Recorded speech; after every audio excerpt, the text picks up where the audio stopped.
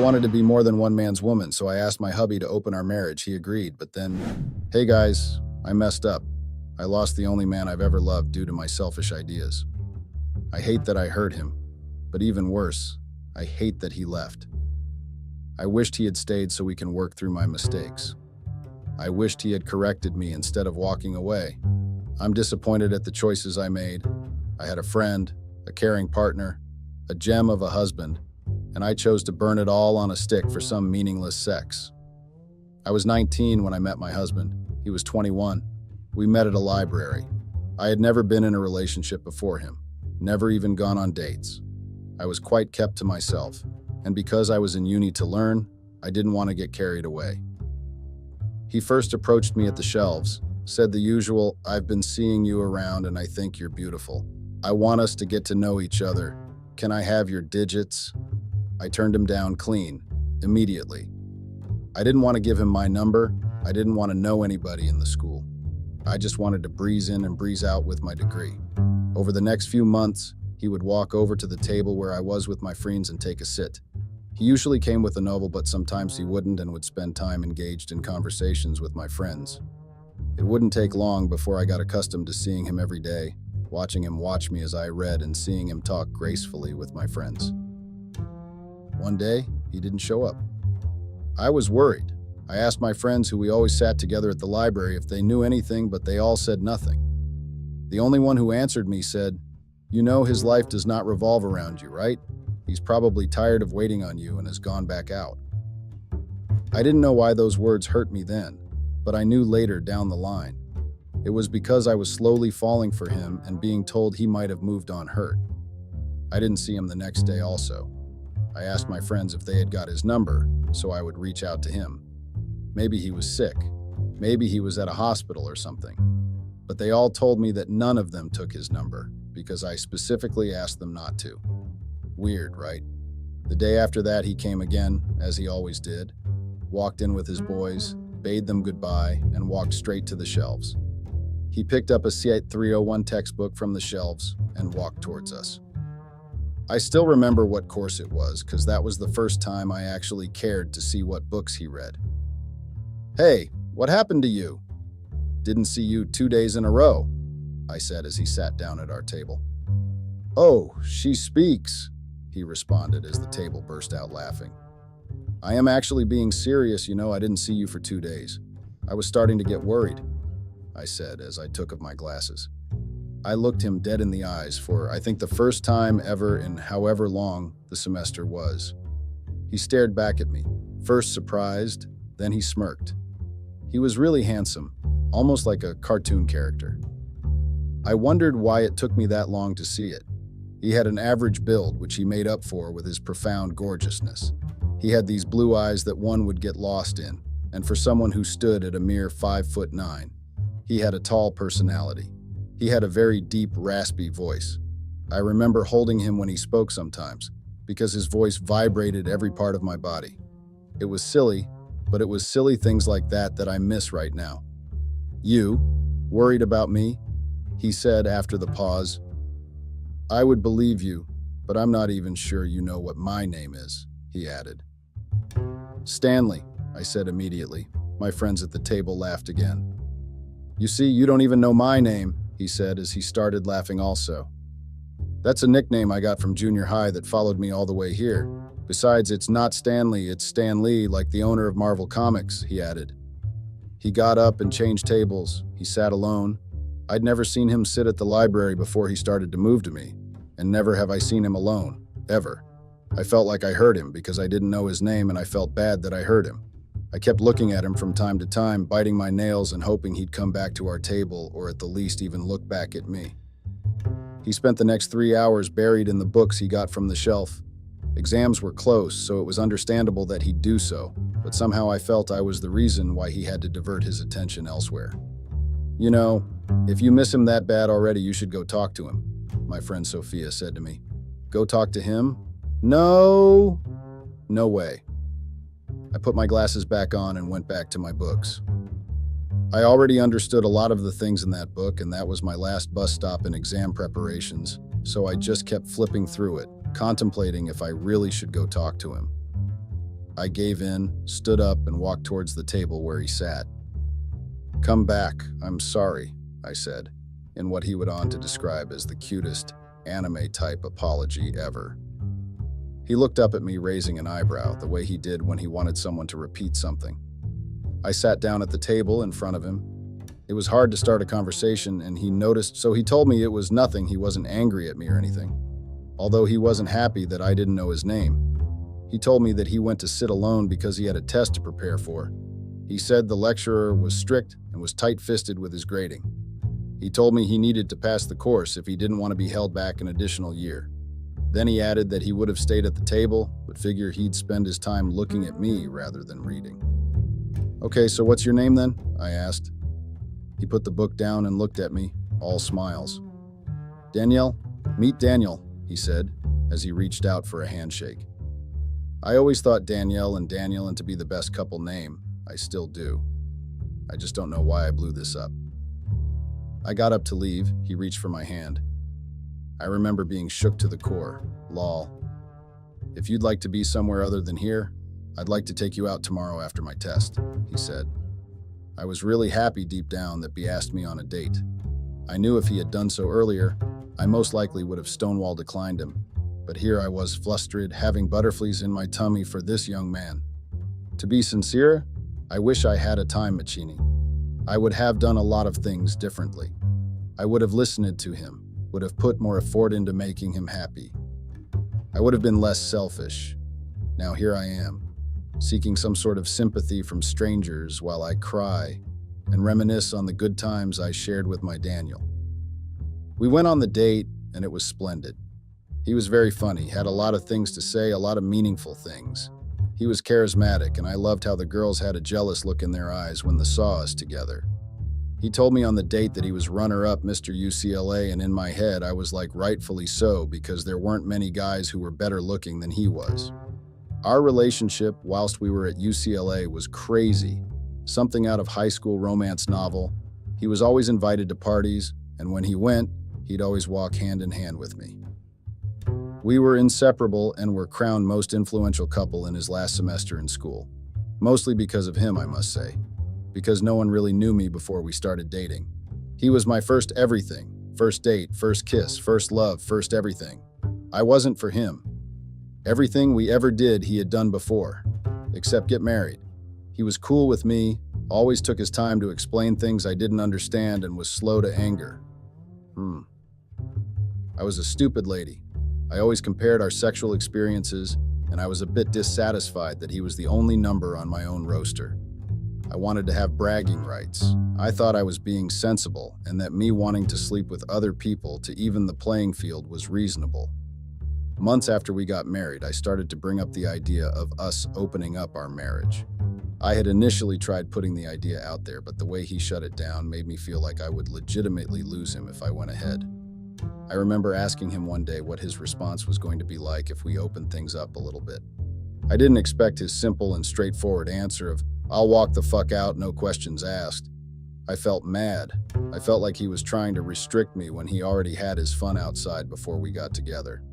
I waited a few months and asked him again, and he gave me the same answer. This was what made me decide that I was going to wait till after we got married. I thought that he would get to see things from my point of view if we tied the knot. When we finally got married, I decided to try again. I must admit that this was very selfish of myself, getting married to him because I wanted to explore my sexuality without losing the man I love. I finally got to tie him down, so now I could do what I wanted. I wished I had listened to understand when he told me how he felt about it. His words all fell on deaf ears, and now I hate myself for letting my one true love go. They say opportunity comes but once, and I know I've lost the one chance I have at being loved for who I am. I know this now, many years after losing my Daniel. I've not found anyone who treats me as good as he did. I have not found anyone who loved me even remotely close to how much he did. We went on a 4-month-long honeymoon, or what would have been a 4-month-long holiday if I hadn't ruined it. We had dated for 5 years, and my need to be intimate with other men had started 3 years in.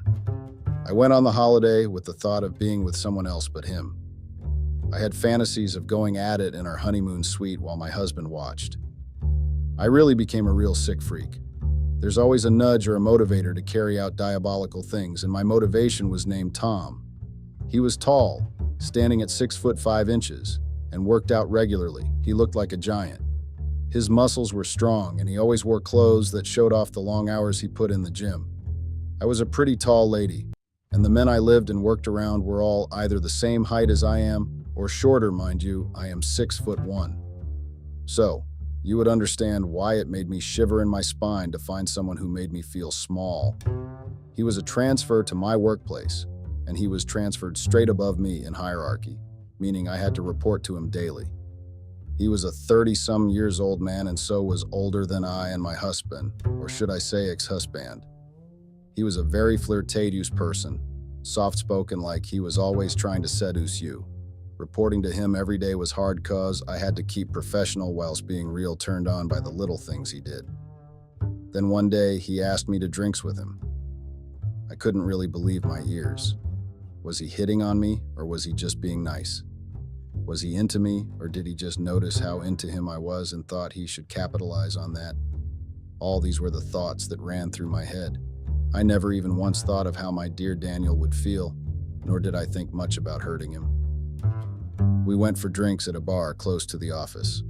I had drank a little more than respectable, and our conversation started to sway away form, getting to know one another to a conversations not suited for public hearing.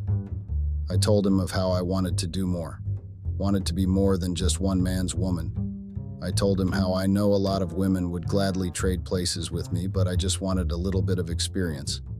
I told him everything, from wanting to open up my marriage so that I could find sexual liberation without feeling guilty, down to me having a crush on him.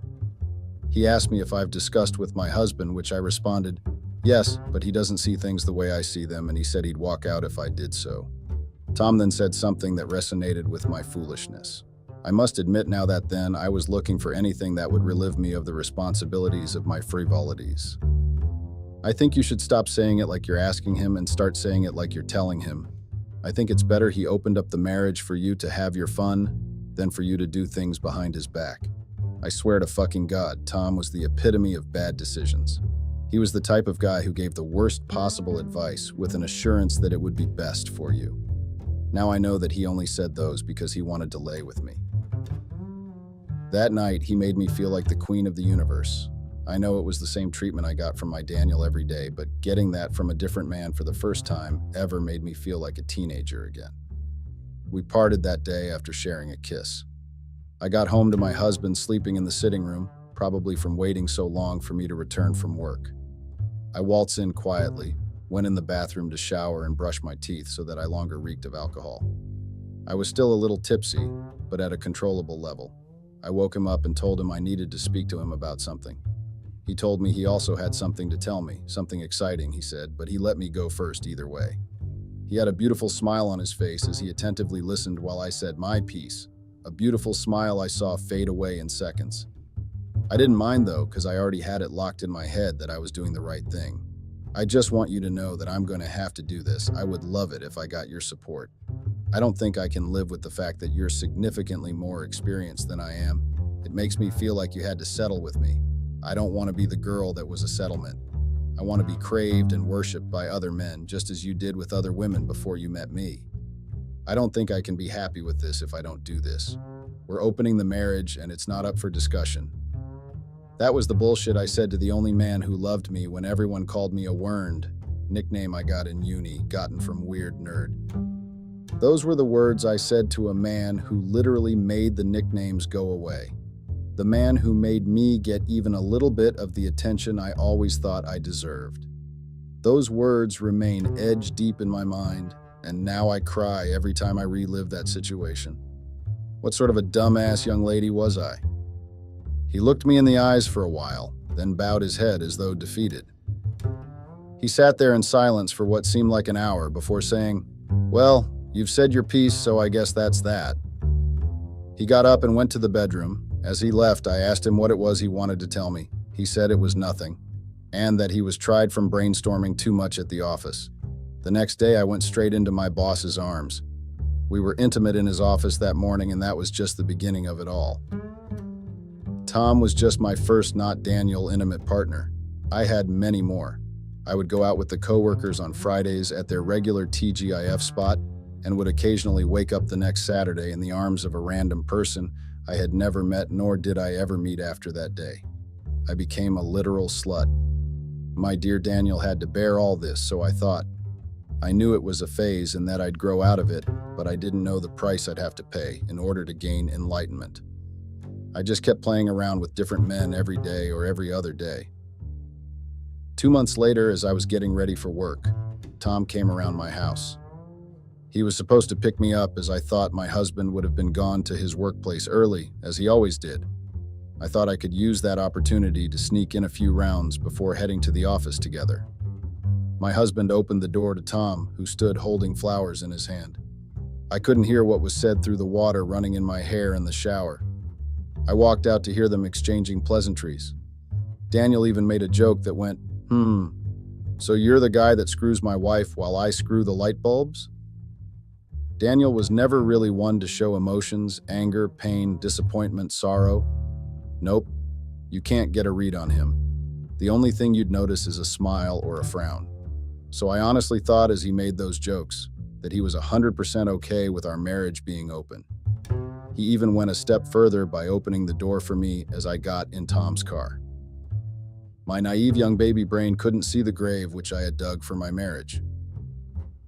On our way to the office, Tom made jokes of how well my husband seemed to be taking the open marriage deal. He made jokes about my husband possibly being a cuck and said things like, "Hey, if he wants to watch, that can be arranged." That day was a Friday, but unlike every other Friday in the past 2 months, I didn't go out with the coworkers. Rather, I and my boss, Tom, booked a hotel with glass windows and a good view of the city's nightlife. We had good sex that night. The Saturday after, I went home. Upon opening the door, I sensed a difference in the atmosphere. Everywhere was so quiet. My husband and I never worked Saturdays, so he always spent the morning playing his favorite songs on the speaker. Even when I wasn't home until early in the morning from working the previous night or from one of my flings, he still did play his songs full blast. I went into our built-in gym to find that he wasn't on the treadmill, as he almost always was on Saturdays. Then I went to the kitchen to see if he at least made coffee like he always did. I saw my favorite cup there on the kitchen counter. I smiled as I saw some semblance of the life we always had since we moved in together 3 years before our 2-year marriage. I lifted the cup to take a drink, but it was empty. I opened the cup only to find an enveloped letter. I can't really remember what was in the letter, but I still have it with me. I kept it as a reminder that I let something so beautiful go to shit because I wanted to have more bodies. I'm really disappointed in myself. I've made a lot of silly mistakes in my years, but letting Daniel go like that is the most stupid decision I made. I went and got the letter in the envelope. I left it in the cup which he placed it in, the cup which after 5+ years still smells like him in the insides. The note read, "Hey, hope you're doing good. I know you're probably wondering why you can't hear Smooth Criminal on the speakers right now. By the time you'd be reading this, I'd probably have reached SA. My company is hosting a 5-year program of producing the best computer-literate minds pit of Africa. And so, I would be spending the next 5 years living in South Africa. Don't worry, I still haven't forgotten about your infidelity. When I get back, we will get started on the divorce proceedings. I hope Tom's dick and the other dicks you hope it onto level the playing field was worth it. When you said that, I kind of thought you were joking, but yesterday proved to me that you weren't. I regret knowing you. If I could change anything in my life, I'd have left the first time you said no. You're really not worth the heartaches you've caused over the years, and I'm not gonna lie. I don't wish you well." Alongside the note was a flight ticket dated for that Saturday, June the 7th, 2014, and a passport, which was for me. At the back of the flight ticket was a note that read, "Remember the news I said I had 2 months ago? This was it. My company was going to sponsor both our stay in South Africa. They were also willing to give you a job." At the bottom of the cup was his wedding ring. My whole world came crashing down in front of me. I spent the rest of the day staring at the cup. I couldn't eat. I couldn't drink anything. I just stared at the cup. What followed was a long year of depression as my world slowly started to fall apart. Starting with the next day when Elias, Tom's best friend and longest friend, came over to pick up all of Tom's belongings. I was crying my eyes out. I watched him and the movers he called move all of Tim's things, which had almost grown to have sentimental value to me. Elias, out of his own good heart, let me have a box of Tom's cologne and his favorite hoodie, only for him to come back the next day to get it. He walked in that day. I was still dressed in the outfit I went to work on Friday in. He practically dragged the hoodie out of my hands that day. I was weak from crying for over 24 hours. If not, I would have put up a fight. Elias looked angrily at me and said, "Stan Lee told me what you did. You're a disgrace to women worldwide, and I hope you regret this for the rest of your life." He then went in search of the cologne and grabbed them also. As he walked out of the house, he said, "If not for the laws of the country, I would have spat in your face. You see how this room is? That's how I hope your life ends up, sad and empty." Ella's was never really one to hold back. He always said things how he saw them, and also always made his intentions clearer. Whether he liked you or not, he'd say so in front of you. His words hurt me then, but they hurt more now, because since my precious half left me, the house has always been sad and empty. I tried to throw myself into something or someone, just to get my mind over losing my lover. Tom got transferred again, just a week after the incident, this time at his own request.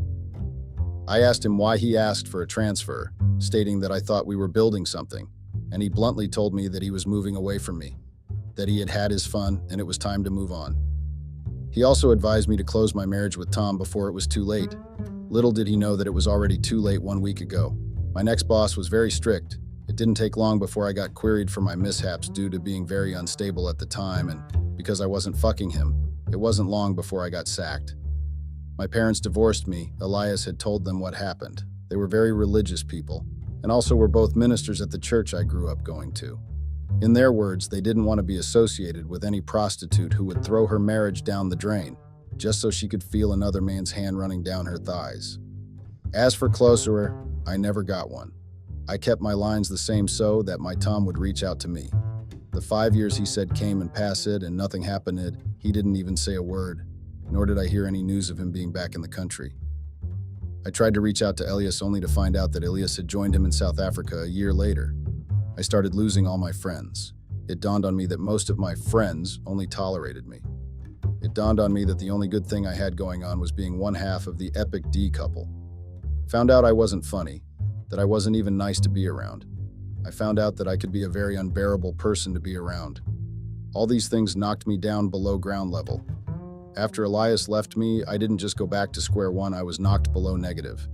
Now in 2023, I'm 36, and almost 10 years later, I've never had any relationship past the initial 3 months. I fucking hate my life right now, and I wish I could just pass peacefully in my sleep. I blame Daniel sometimes for leaving me just like that. I hope that any lady who's thinking of opening up their marriages see this and steer clear of that dreadful mistake of an idea. I'm still hoping that one day I'd be walking down the road and see Daniel. I want to apologize, to tell him that I've not moved on, and that even though 10 years had passed, I still loved him. I want to tell him how hurting was the worst thing I ever did, that I wanted to build a new life with him. My dating life has also gone to shit. Nobody wants to be with the lady who shattered the heart of her husband just because they wanted to explore something different. I've been in several relationships, but whenever the story comes up, you could literally see the love leave the faces of these men. I still live in the house Daniel and I bought together. It's a small bungalow because we wanted a small family. I really need closure and bad. I really need his forgiveness.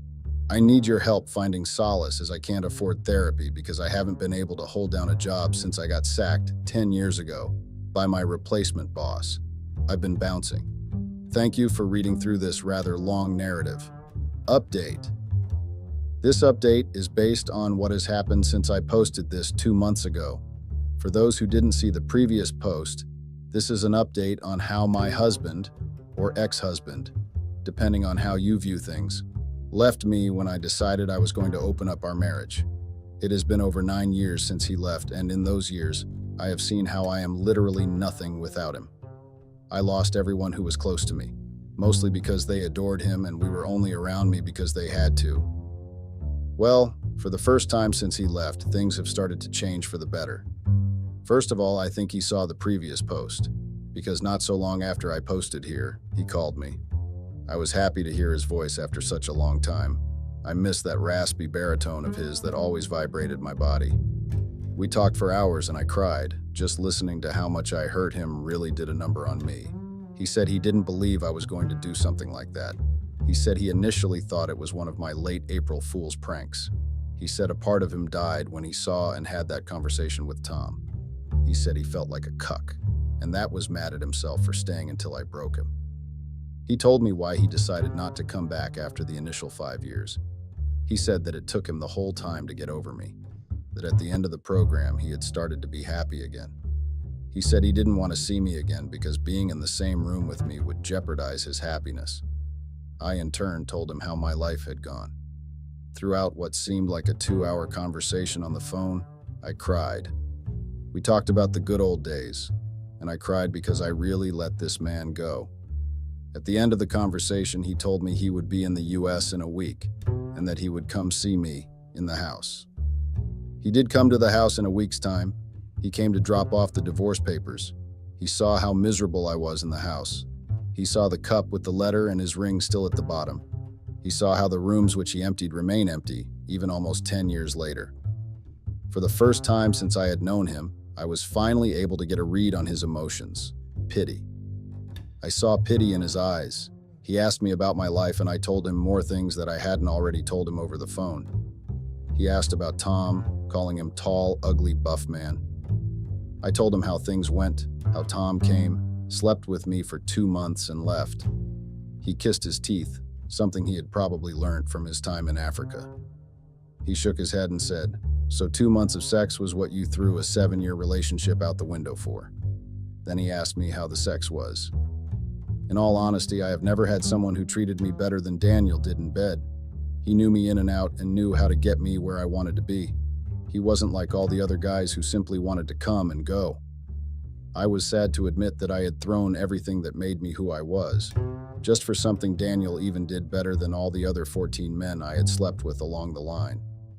In his pity, he offered to pay for me to get therapy. He said he had moved on, and that I also deserved to move on, too.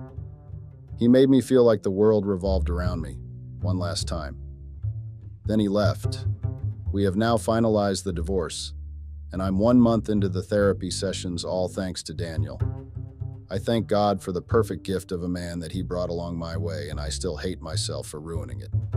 Although now it's time to focus on being a better human. It only took me 36 years. I thank you guys again for reading this. I hope nothing else would occur to make me want to come back to this. I hope now that I can finally move on. I didn't know that my husband can be so cruel and heartless. I thought that my husband was the cool and calm person that he appears to be, but he is someone else.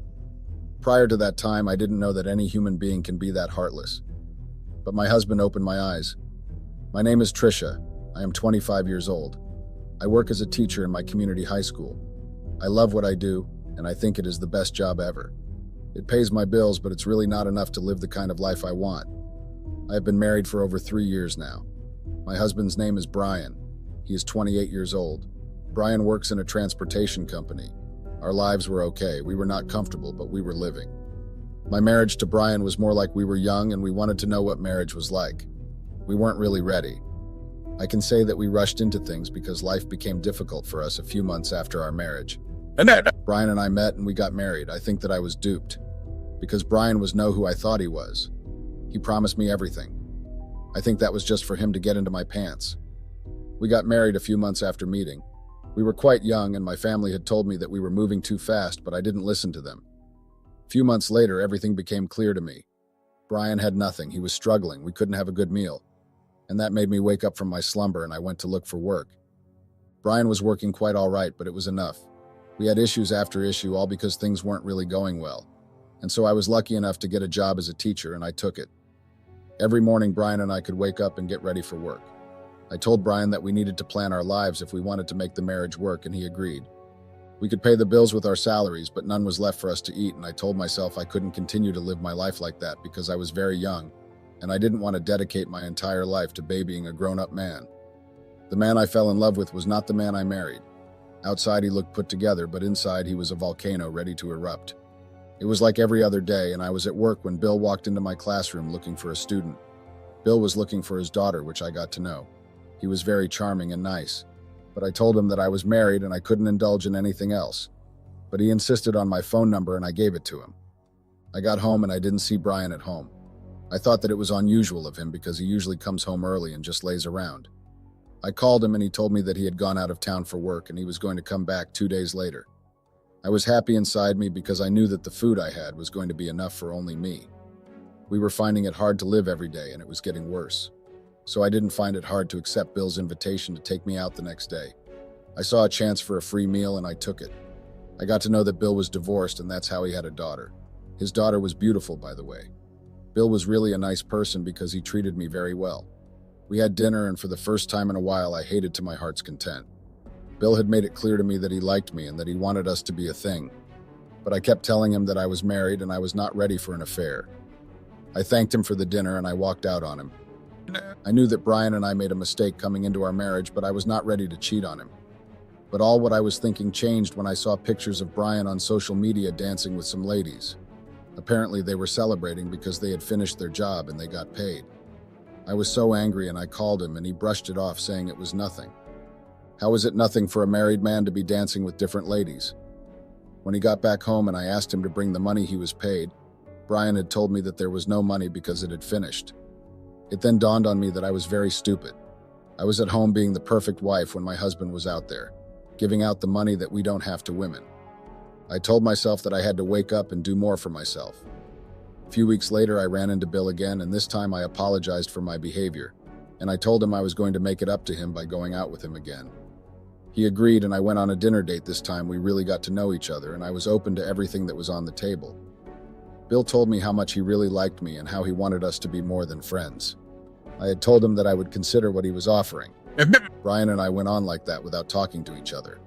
Brian was not even making an effort to even talk to me. He was just avoiding me. I could come home and we could not even see any form of food. But it was a little better for me because now Bill was helping me in a way. I opened up to him about how my marriage was, and he decided that he was going to help me and my husband. He was very generous. He told me that because of his interest in me, he was willing to employ Brian as his personal assistant. I was very happy at first, then I thought to myself, how was Brian going to view it? How was I going to explain my relationship with Bill to Brian? He was definitely going to suspect that something was up. But due to how Brian saw that my marriage was affecting me, he decided to help. I made up my mind that I was going to be open with Brian about Bill, but I was going to remove the part whereby Brian had an interest in me. I decided to end the disagreement and I told him about Brian. I told him Brian, who was my friend, was willing to give him a job that he could add to what he was doing. Brian was skeptical about it at first. He asked me all types of questions about Brian and I answered him. He told me that he was going to think about it and get back to me. I told him that he had to take whatever job Brian was willing to offer because we were struggling to eat, and life was beginning to be difficult and there was no improvement. A few weeks later, Brian told me that I should set up a meeting with Bill so that we could discuss what the job was. We did meet up with him, and Bill told Brian that he was willing to let Brian work as his accounting manager. He agreed after asking Bill different questions. I was even surprised about how cooperative he was. I wasn't expecting it. Unknown to me that he had an ulterior motive. Bill had welcomed Brian and I into his life, and I was really grateful. Brian started working for Bill and things started going well for us. Brian had access to Bill's accounts. He introduced us to his daughter and we literally became so close. And there was this type of bromance that was developing between Brian and Bill, and I was happy they became close in a way. But as things were going okay, Bill did not stop pursuing me. He wanted to be with me. We did have sex a couple of times. It was not something that we planned, but it happened and we decided to hide it. I was feeling guilty anytime I saw Brian and Bill together, but there was nothing I could do. I didn't want to stop enjoying what I was enjoying. My life was better now. Our lives were better now. Brian had money, we were eating, we could buy supplies, and everything was great. Bill treated me, Brian, to different dates. He bought gifts for us. All he told us was that it was his own little way of appreciating Brian for the work he was doing for him. It was pure heaven. Our lives kept progressing in a good way. I was doing well in my own place of work. Brian bought an apartment and we moved from where we were living to a better neighborhood. Brian went on different trips with Bill and I traveled with them on some. Anytime I was free from work, of course. But everything almost went up in flames due to one stupid mistake that almost caused me. Brian had almost caught me sleeping with Bill on one of those trips. It It was as if my life had flashed in front of me. But that day I was able to hide, and he didn't see me, but I noticed something from that day. Brian's behavior changed towards me. He became very cold and distant. I just felt like it was possible that he knew that something was up. During that time, things became difficult, but Bill was there for me. There were days that I could not see him. He could come to work, but he could not come home. It was like we weren't together anymore. I was able to see him one day, and I asked him what the problem was between us, that he was avoiding me. He told me that he had been busy and everything was fine between us, but I didn't believe him. He assured me that we were good, and I believed him because he started coming home and I began to see him regularly. Unknown to me that it was the beginning of the plan that Brian had for me and Bill. Bill told us that he was going to travel for a few weeks and that I should take care of things till he comes. Bill traveled, and it took months. We kept in touch, but I was missing him a great deal. I had become attached to him, and it was showing in my behavior. We made video calls almost every night. We talked and discussed everything, but it was not enough.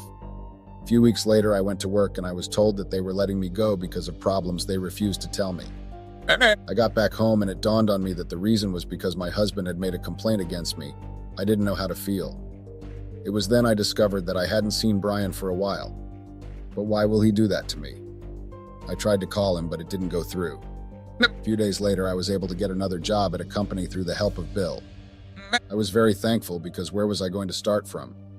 I told Bill about what Brian did to me, and he said he was going to speak to him. I was surprised he was still able to get through to him. Maybe I was the only one he blocked.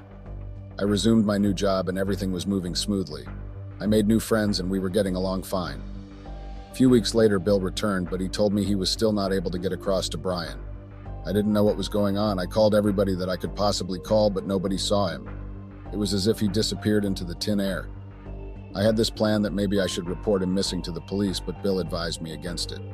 But a few days later, we got the biggest shock of our lives. Bill told me that the money in his account was cleared. I initially thought it was a joke. How was that possible? He went to the bank to complain, and it showed that he authorized those payments. It showed that he signed for that money to be transferred. But Bill could not recall anything like that. He could not recall telling the bank to clear his money. The bank couldn't trace the money to where it was. It was really a bad time for Bill because he was really stressed. It was as if he didn't have any money again and everything was gone. I tried to console Bill in the way I could, but it was not working. He started to avoid me, blaming me for everything that happened. He told me that I should find Brian or else I was going to pay for it. The relationship between me and Bill became sore. I told him that I had nothing to do with what happened to his money, but it fell on deaf ears. Days later, Brian showed up out of nowhere, and he told me to leave his house. I had a lot to say that day because it was because of him I lost my job, and there was no way he was going to push me out of my house. But Brian brought people to remove me from the property.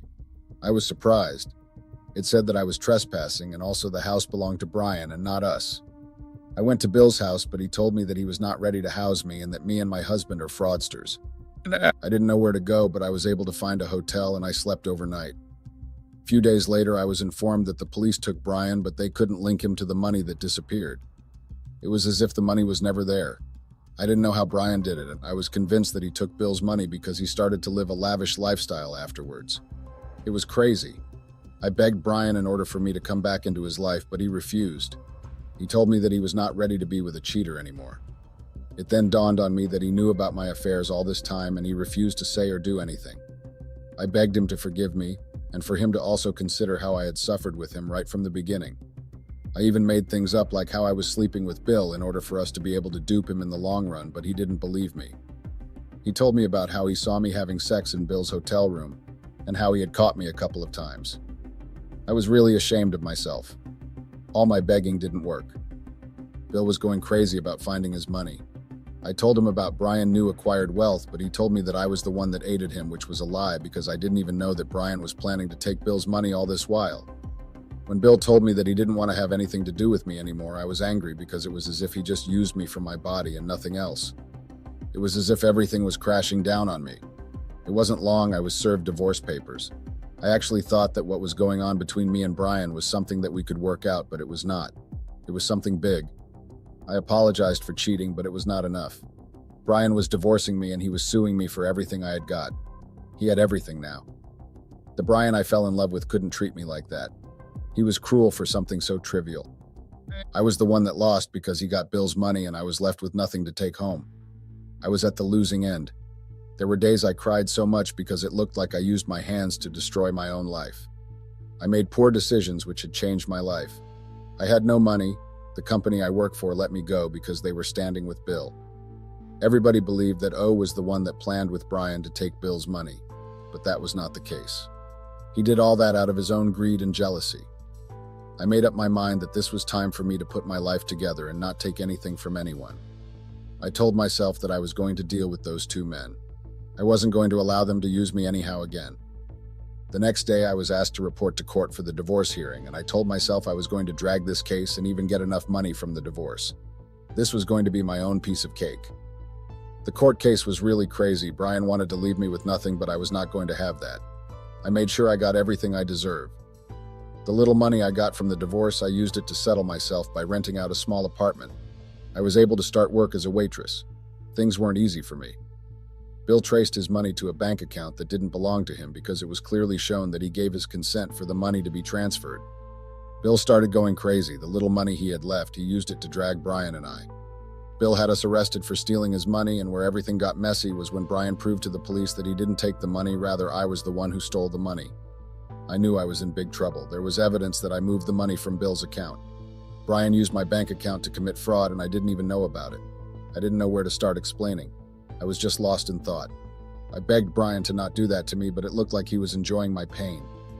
The police let Brian go, and I remained in custody. Brian could come and rub salt on my wound every now and then. He could tell me that it was payback for cheating on him. I told Brian that I regretted my action and I was sorry that he should forgive me, but he refused.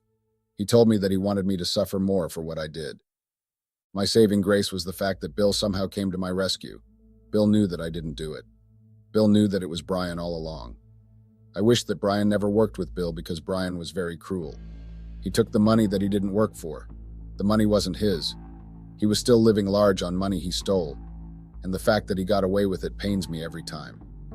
I wished I never married someone as heartless as Brian. But then I should have been very smart. I made a terrible mistake trusting a snake. Bill was able to let me off the hook, and I apologized to him. He told me that he was working towards building his life back from scratch. I wished I never brought this trouble on him. He was genuinely a good person. Bill told me that we cannot be seeing each other again and that it was the end of the road for us. He told me that anytime he saw me, he could remember what my ex-husband did to him, and he didn't want to think about it anymore, and so we went our separate ways. I thanked him for everything he did for me in those times, and I didn't hear from him again. Brian was literally living the life. He has everything now. And the more I see him, the more hatred I have towards him. I wished I never met him. Update. Hey people, so after my divorce and the whole with Bill, I was able to get everything together and prepare for the best. I was struggling, yes. All the money I got from my divorce, I used it to fight different cases. I do have regrets. I wished everything did not play out the way it did. I mostly feel for Bill because he lost everything in the process.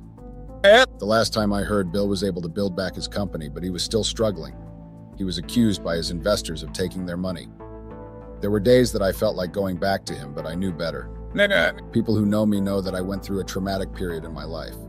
I had to go to therapy in order for me to let go of some of those traumas. I know that I contributed in a way, but there was nothing I could do again than forgive myself. I knew that I cheated on my ex-husband. That was where I got it wrong, but I thought he was going to look past it in a way, but he didn't. He told me that he had watched me cheat on him unapologetically, and I felt that I knew I hurt him, but his revenge was too painful. My ex-husband pinned all the fraud he did on me. If not for Bill being rational in his thinking, I could still be in jail. Brian is living like a king now. I hope he suffers anywhere he is right now. He took what was not his. Brian couldn't even remember how we started, what I sacrificed for us. If not for his incompetence, I couldn't have cheated. If my husband was providing as he should, I couldn't have even thought about another man, but he left me to fend for myself. Right from the beginning, our marriage was even a lie. He lied to me. He had nothing to his name. He put up a front in order for me to marry him. I'm grateful for the therapy sessions because it has helped me to let go of all the toxins that I was exposed to. Right now, I'm all about healing. I truly believe that money does change people because Brian has changed completely. I heard that he now travels the world. He recently got married. I wish him all the best, but my heart goes to the woman he married because I'm very sure she isn't aware of the terrible being she married. And it was possible she was definitely going to learn the hard way because I did. Hey, I hope someone will see this. It's 2:57 a.m. as I write this, and I just can't take it anymore. My wife keeps talking down on me, and it's eating me up. For context, I, 43, and my wife, 39, have been married for 12 years.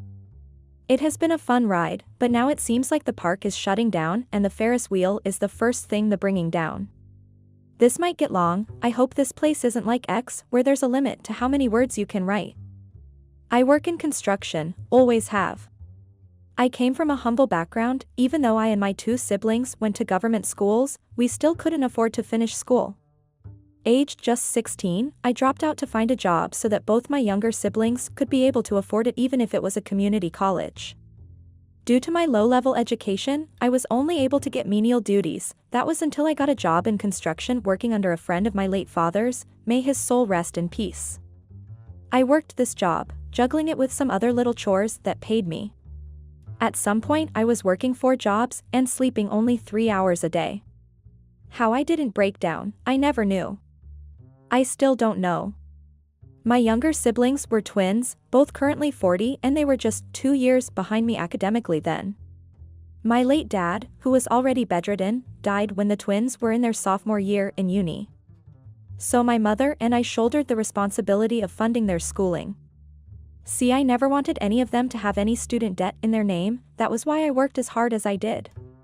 It didn't take much for them to both graduate, as they were both smart kids. The boy, John, got a job as a doctor, and the girl, Antoinette, quickly got a job in a huge law firm. On my 26th birthday, I was gifted a house by the twins. It was one of the best days in my existence. I thought to myself, phew. I can finally rest. I remember not working throughout that week as I wanted to enjoy the house my siblings bought me.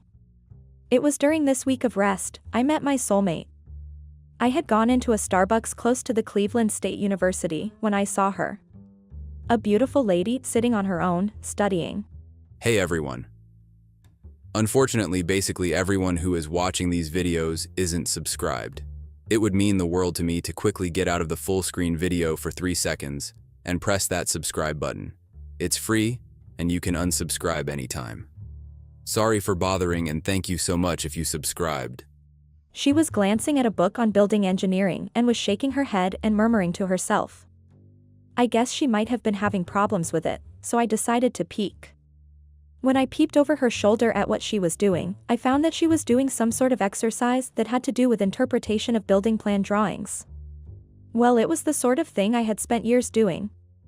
I got carried away while taking a peek at her work. I thank God I wasn't born in this new generation, as that kind of thing might have been labeled as a creepy or something. While I was cross-checking her work, I find it quite cute, the mistakes she made in her interpretations, how she outswung an in-swing door, or where they put a slide window when the plans suggested the windows should have doors. Hey, Snoop Dogg. What are you snooping at?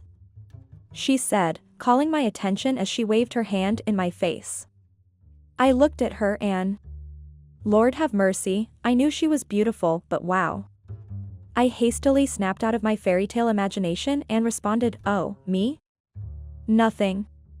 It's just that I'm looking at you trying so hard to interpret this bit you're making a few mistakes. Oh really? She asked. How would you know? She added. I took a seat in front of hers and stretched out my left hand to her. Feel, I said. She looked at me for a few before reluctantly running her hands across mine. You work in construction? She asked. I nodded. Then I grabbed a plan and motioned her to come close so I could explain further. After a few lessons and a ton of jokes, we were done with her stuff. This has been a very good not first date, I said. Can I get your contacts so we could have a date that doesn't need this many books around? I added. It was a shot in the dark, but I had to. She obliged, and days later we had other dates. Soon we became inseparable. She would come over to sites where I worked and would chit-chat with me during my breaks. Soon enough, everyone I worked with got familiar with her. They all loved her. Sometimes she came with food. She was a very good chef and she made such delicious meals. Months later, she graduated from uni. It wasn't long after that, we decided she would move in with me. Some people would have said a thing or two about it being rushed, but I didn't think it was. It was perfect. She encouraged me to go back to school, stating that she didn't mind carrying the load of providing for both of us. I told the twins about her and my decision to go back to school. They both encouraged and chipped in enough money for me to enroll in schools. After talking to people, I decided to go to school part-time. 3 years later, I finally graduated uni also. I decided to study civil engineering. That day went straight to the top 5 best days of my life. At the ceremony, in front of her friends, family and mine also, I asked her to marry me. At this time I was already pushing 30. With the help of my siblings, I prepared all the financial aspects of being married. John, the doctor, helps us to secure the best health insurance plans for us and the kids we might have on the way. My sister, on the other hand, helps with legal matters. At the request of Marie Angela and I, she drew up a prenup. She also helped us select an insurance company, which her firm defends, one that helps in a lot of things.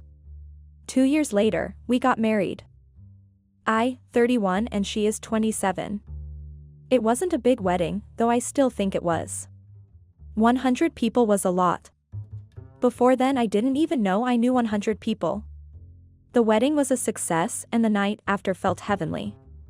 Sorry if I haven't started to explain my predicament, I just think a bigger picture is needed. Anyway, during our years of being together, I have had a couple work-related injuries. Some serious, leaving with crutches and wheelchairs, others just minor things. This was where I was very happy with John and the health insurance plan he helped me with. I had been out of the hospital a number of times, but I never got hit with the truckloads of healthcare bills. Now, we have 3 children, in the same format as me and my siblings. A male first child and a boy and girl twin. The boy, Prince, now 10, is a very bright kid. He's so smart I think he inherited it from his mum. The twins, Emmanuel and Emanuela, are both 3. 2 years ago, I got involved in another work accident. I had fallen off an overhead bridge I was inspecting as the chief engineer. It was bad, probably the worst one yet. I was hospitalized for months. Luckily, during my period at the hospital, young Emma, as I fondly called her, worked remotely. She spent most of her time by my side in the hospital. She brings her laptop to the hospital. She uses my legs as her desk. To be honest, I couldn't even feel anything. I was happy having her around. She was the only bit of happiness I had in those long periods. I spent 3 months in the hospital before I got discharged. The doctor told my wife to bring me in for physiotherapy once a week. I was still crippled. Although at this point, I could feel my legs, I couldn't move them. I had rented out the house my siblings bought for me, and was making close to $2,000 a month from rent. That wasn't enough though. My wife, due to now working remotely, had had her salary slashed. This was something she agreed to because she wanted to be around me. We started a mortgage plan for a bungalow apartment, which was wheelchair accessible. The house was previously owned by a war veteran who lost his legs in Nam. The house was nice. The vet had some of his stuff still in the house. His medals were still there. There also were a couple of hand-made chairs and hand-carved toys, plus the tools used for carving and a handbook on making such crafts. I spent most of my days in what I started to call the handy house. To be honest, it felt good, the peace and quiet in there and being able to make myself useful. I carved designs and built our dinner table and chairs. With the help of former coworkers, I was able to add a fireplace to the house. I know I was probably going through a midlife crisis caused by me by the accident. I just knew I had to be useful somehow. Obviously, I couldn't work at all for 2 years. I couldn't even stand up for 30 minutes straight, much less work, much less going back to the high-risk job I have been working since I was 19. Due to me being incapacitated, money became tight for us. My wife's job no longer paid well. I wasn't even doing anything and we had 3 other mouths to feed. My wife started to complain, and rightfully so, 'cause something had to be done and it had to be done quickly. She talked to me about taking up smaller scale construction gigs that doesn't need me to move a muscle, as I was in charge and had my own team. I tried reasoning with her, telling her that it wasn't as easy as it seemed, that I had to move around when on duty, that I'm not one of those who only bark orders, that I love to also get my hands dirty. That I couldn't until I could walk again. She was understanding at first, but as time went on, I guess the burden of shouldering the cost of our livelihood started to weigh on her. She started to raise her voice at me. But for a few reasons, I would have thought she was only with me because of the money. She was with me when there wasn't much, and she helped me get a degree, which helped me get jobs that paid more. If not for her, I probably would still be living small and earning chicken feed. She helped me grow, and she wasn't like one of those girls who only watched from the stands. She played a huge role in my growth as a man. I tried my best to get back to normal, put in every effort at the physio, to be able to stand on my own even, it all seemed futile. I decided, if I couldn't work, I might as well become a good house husband for now. I did everything in the house. Since all the rooms were wheelchair accessible, I didn't have any problems cleaning, mopping, washing, cooking, and doing other things.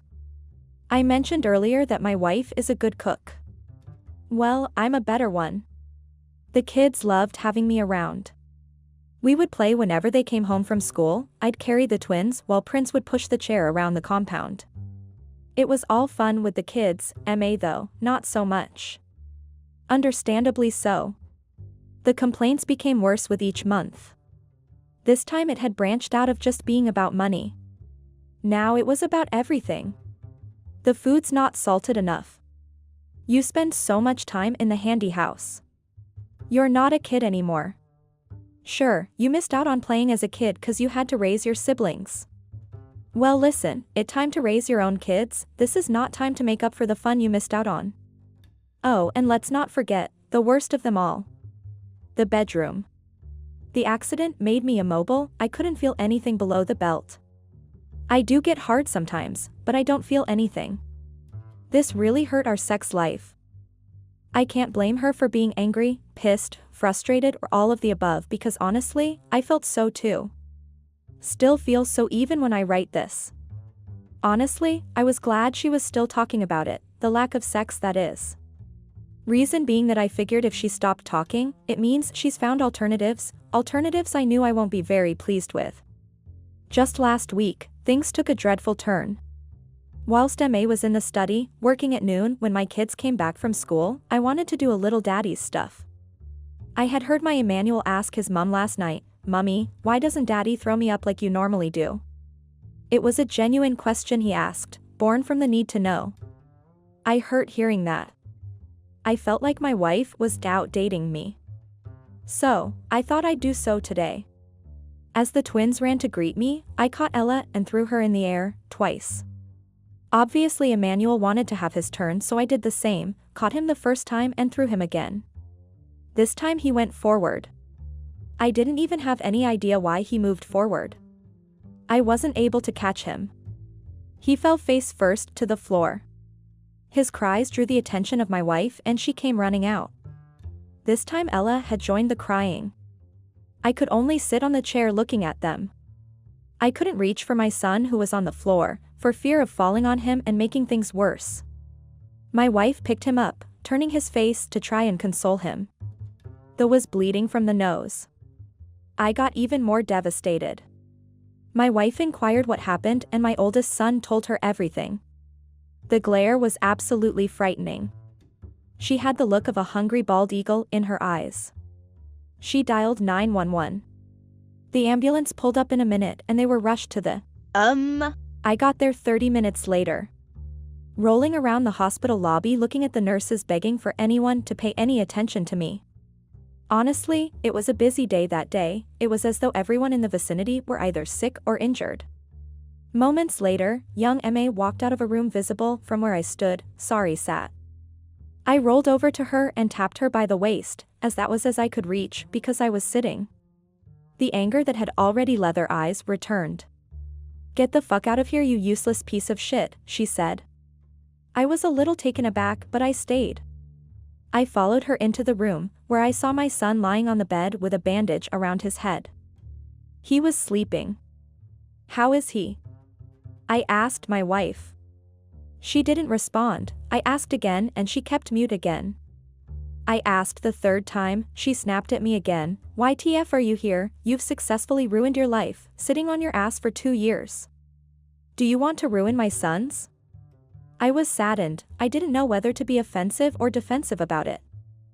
I just sat where I was, looking her in the eyes. I felt my eyes start to water. Are you going to cry now? She went again. Oh, hey, everybody, for a limited time only, you get to watch a grown man cry. Gather around, she shouted, as she raised her hands, beckoning passers-by to walk in. I buried my head in my hand. I have to solve this, but to be honest, I don't know how to. We argued for a while. I tried to calm her down and explain that things aren't all that bad, that Emma is alive and well, that we didn't need to worry about hospital bills, as she kept asking questions like, what if he had died? What money do we even use to pay for the hospital? It got so loud in the ward that my brother and another doctor had to come over and boot us both out themselves. You guys are going to raise his chances of getting a migraine if you keep making this much noise, the doctor said. See, you've woken up a few of our patients in comas, though that may be good. It shows just how loud you guys are, my brother added, trying to lighten us up. All the way home, I got scolded at. Every wrongdoing of mine all through the relationship was laid on the table. To me, she had sort of become this heartless being, and I was unhappy with myself because I felt this was all my fault. I wish I had never had that exercise. As she continued to scold me, something in me switched up. I was done with the insults and the subtle hating. I shouted in the car. Fuck. All you do now is nag me. Ever since the accident, it's as though I am nothing but a C at #K to ride onto you. Looking back, I probably shouldn't have said all that. After that, the rest of the ride was quiet. I could hear my heartbeat. She said nothing, and so did I. I think she was shocked that I raised my voice. In our 12 years married and 17 years together, I've raised my voice at her but once, that day in the car. The kids remained at the hospital because my brother, their uncle, worked there. When we got in the house, Emma went straight to our bedroom. She started to pack her stuff.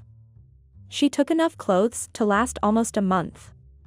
She also packed a few of the kids' clothing with her, their uniforms, books, toys, and some other things. She left the room. It's been a week now and I haven't heard from them.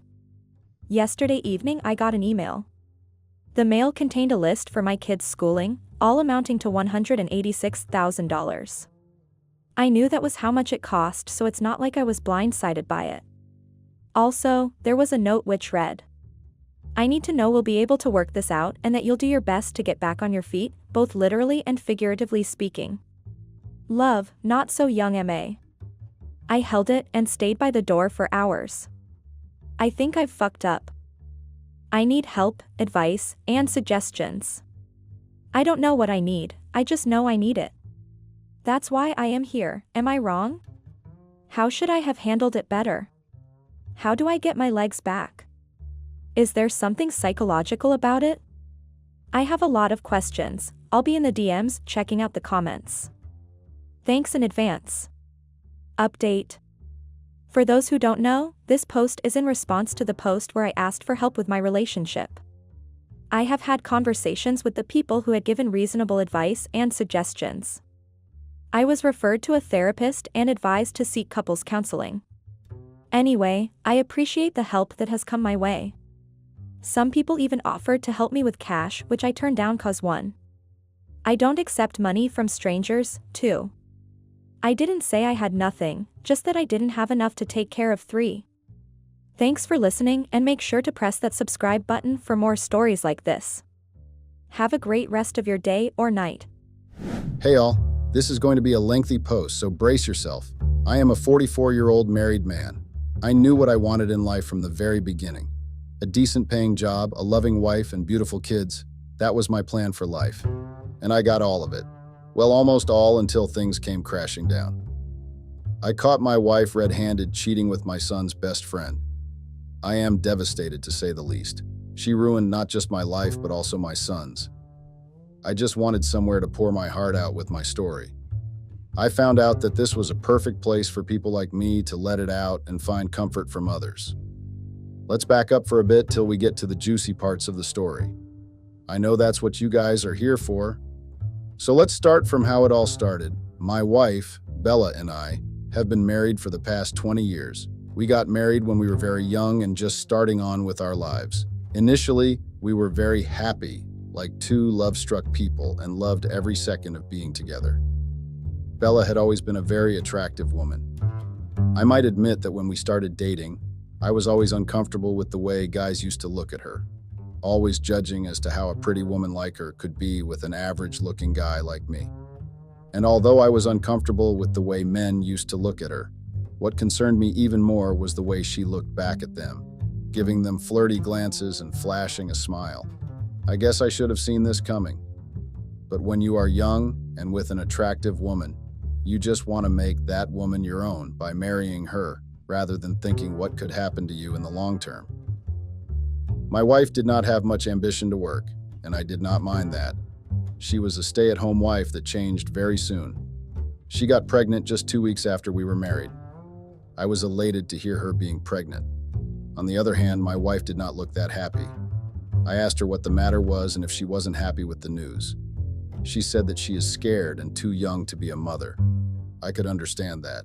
I was 24 and she was 21. The fear was understandable. However, I convinced her that I would always be there for her. Finally, after a lot of convincing, Bella finally agreed to go ahead with the pregnancy. Since she was too young and slim, she had a lot of problems during her pregnancy. It was very difficult for me to take care of her and work at the same time. I worked my ass off to keep balance between work and being there for Bella. Every time there was a problem with her pregnancy, she blamed me for forcing her to go ahead with the pregnancy. I ignored it most of the time as I knew that it was just the mood swings and that she did not mean any of it. Finally, she gave birth to a baby boy. We named him Luke. We instantly fell in love with him and wanted to provide him with everything that he ever asked for. We were determined to give Luke the best life possible, showering him with love and ensuring his every need was met.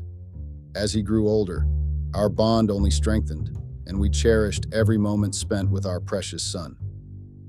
I started taking up more and more work and got caught up with work most often than not. As he grew older, Bella and I had designated roles in our lives.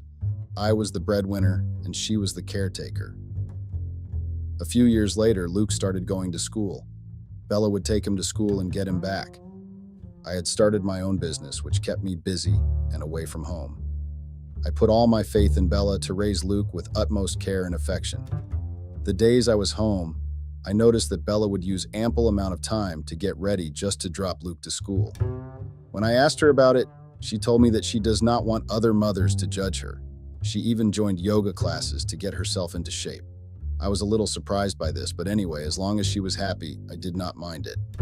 I had a few dull days at work as business was not doing that well. I was spending much of my time at home. I would get up to see Bella get up early and have everything ready for Luke's school. I could see how she cared so much for him. She would dress up and even put on makeup just to drop him off at 7 a.m. I never knew she was so scared of being judged by others to go through all this effort. I suggested dropping them off as I had nothing going on. She hesitated at first and then agreed. I was waiting by the car with Luke when she rushed in to get her phone. She came in and we drove off to Lukey's school. After dropping him off, I asked her if she wanted to eat out as it's been too long for just the two of us. She said that she has to go to her yoga classes at 11 and can't be late for it. I thought it was strange that she cared much more about the yoga class than spending time with me. I promised her that we would be back by then. I took her to her favorite cafe and we bonded. It was refreshing to spend time alone, just the two of us. At 10, she reminded me that she needs to get home, otherwise she would be late for her class.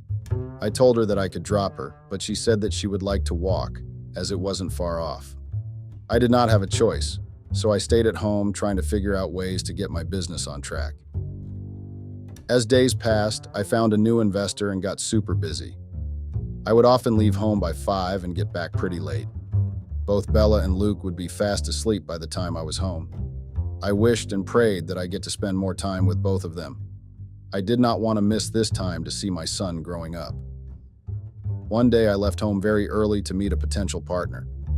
Halfway there, I got a call that due to bad weather he could not make it and had to reschedule.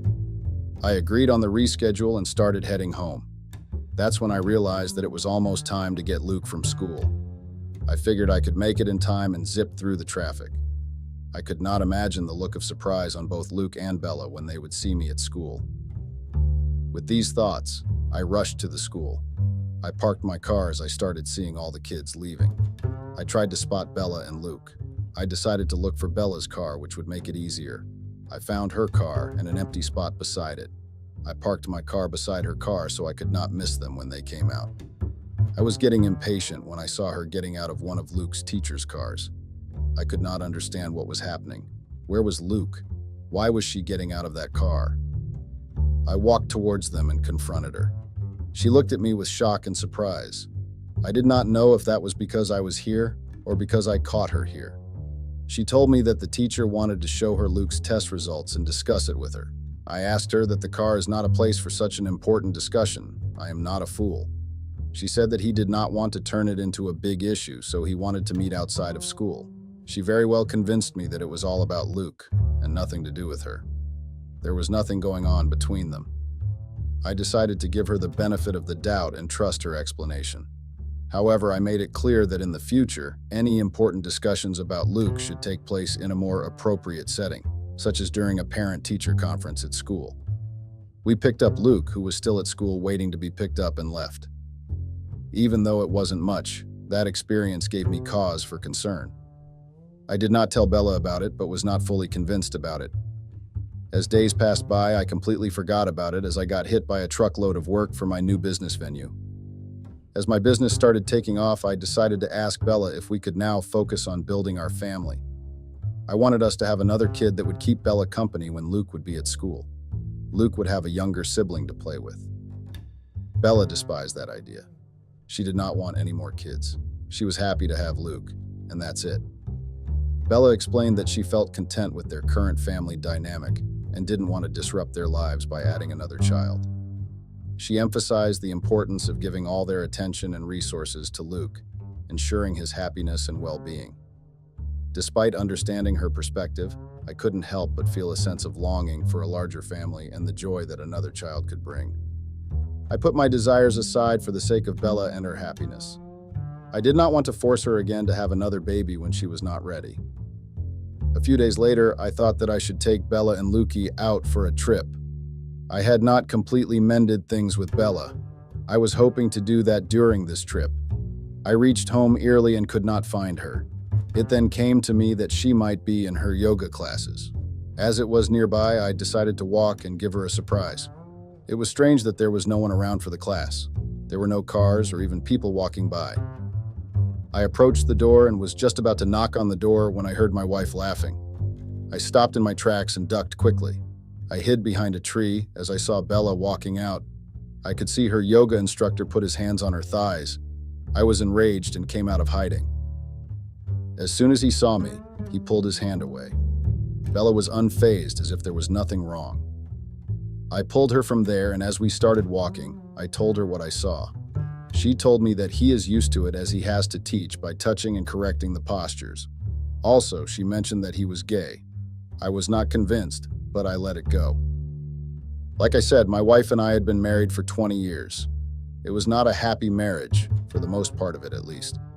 After we had a baby, I started working my ass off to provide for her and the baby with everything they needed. It was hard. I had to make ends meet and also be available for Bella and Luke when they needed me, which was almost every day. In spite of this, Bella always complained about me not being around when she needed me. It was getting difficult for me to explain to her that I needed to work extra hours at my job so that we could raise our baby the way we wanted. The strain on our relationship only intensified after Luke started going to school. I felt torn between being a caring husband, a doting father, and the sole bread-earner of the house. Somehow, I still managed to maintain the financial stability for our young family. Despite all this, she always blamed me for convincing her to have a baby and ruining her future. This was the topic of constant arguments between us for a long time. The tension between us only grew more and more, as she believed that her dreams and aspirations were shattered because of my decision. It seemed like in every disagreement, we had to circle back to this topic, causing strain in our relationship. And although we had cracks in our relationship, and we were never going to be the same again, we both loved our son too much, so we stayed together for his sake. There were instances when I had noticed my wife flirting with young men, which according to her was not harmful at all. She called it being friendly and told me I was jealous. I ignored this as I always believed she would never cheat on me. I decided I will not ask her anything about her male friends as long as she took care of our son. Looking back now, I don't think that was a good thing. I even caught her a little too comfortable with a few men more than once. I let it go as I loved her way too much. Our son Luke has always been a very good boy. He was very good at his studies and always responsible. He grew up with another boy named Troy. They were inseparable since childhood. When they were 12, Troy's family had to move to a different city for his dad's business. The boys still kept in touch even after that. They would often video chat and plan visits to see each other during school breaks. Despite the distance, their friendship remained strong, proving that true bonds can withstand any obstacle. When Luke and Troy were 15, they decided to go to the same university. They had rented an apartment there and were living together. One summer, Luke and Troy wanted to come and stay with us during their summer. We were very happy to hear this. After the boys arrived, our house was filled with laughter and joy after a long time. Seeing the boys around the house brought back memories of when we were all younger and spent summers together. I was hoping that this could be an opportunity for us to get closer to each other as a family. Bella was the happiest to have the boys around. She insisted on driving them everywhere and was spending as much time as possible with them. I was happy to see that due to Luke and Troy coming over. There was so much positivity in our house, and subsequently, less friction between Bella and me. I thought that this could be an opportunity I could grab to mend my relationship with Bella. I went out of my way to plan a trip to a cottage in the woods with the boys and Bella. I was very excited for this trip that could change a lot of things for me. I carefully arranged all the details, from organizing fun activities for everyone to ensuring a comfortable stay at the cottage. The anticipation of spending quality time together in such a peaceful setting filled me with hope and optimism for the future of our relationship. The activities would keep the boys busy and give me some alone time to reconcile with Bella. I did not share my details of the trip as I wanted it to be a surprise for all of them and look at what I would see when they realized where we were heading to. I told all of them that I would be taking them on a long drive and we might be back early in the morning, so we packed up a few clothes. Bella was very reluctant but went ahead with the plan. We started driving and the boys started playing loud music as the car sped off. After 3 hours of driving and a few bathroom breaks, we were on the road to the cottage. That is when realization stuck and the boys looked at me amazed. They finally understood what I had planned. We made our way into the cottage and made ourselves comfortable. The boys made plans of what they would do the next day. Everything was going the way I had wanted it to. We had our dinner and went to bed. The next morning, we headed out skiing and were out till lunch. During lunch, I noticed that Bella was eyeing Troy with a mischievous smile. I could not shake that feeling off, but then I felt very absurd to think that Bella would think something of Troy. He was a kid who had grown up in front of our eyes. I decided that I was thinking way too much into it. Troy is the same as Luke to her. It can't be. I ignored my gut and tried focusing on improving the relationship between me and Bella. After the kids left, I told Bella that we should spend some quality time together. I could see that spark in her eyes when we used to be close. I cursed myself for doubting her. We had a nice romantic afternoon away from all the noise and hustle. I finally thought that things will slowly start getting better between us. I promised her that I would try to take such trips often so that we could slowly get back to the way we were. As we were heading back home after 2 days of our trip, I had a smile pasted on my lips thinking of how this has changed my life. We came back and things were slowly going back to normal. Bella would kiss me goodbye when I left for work.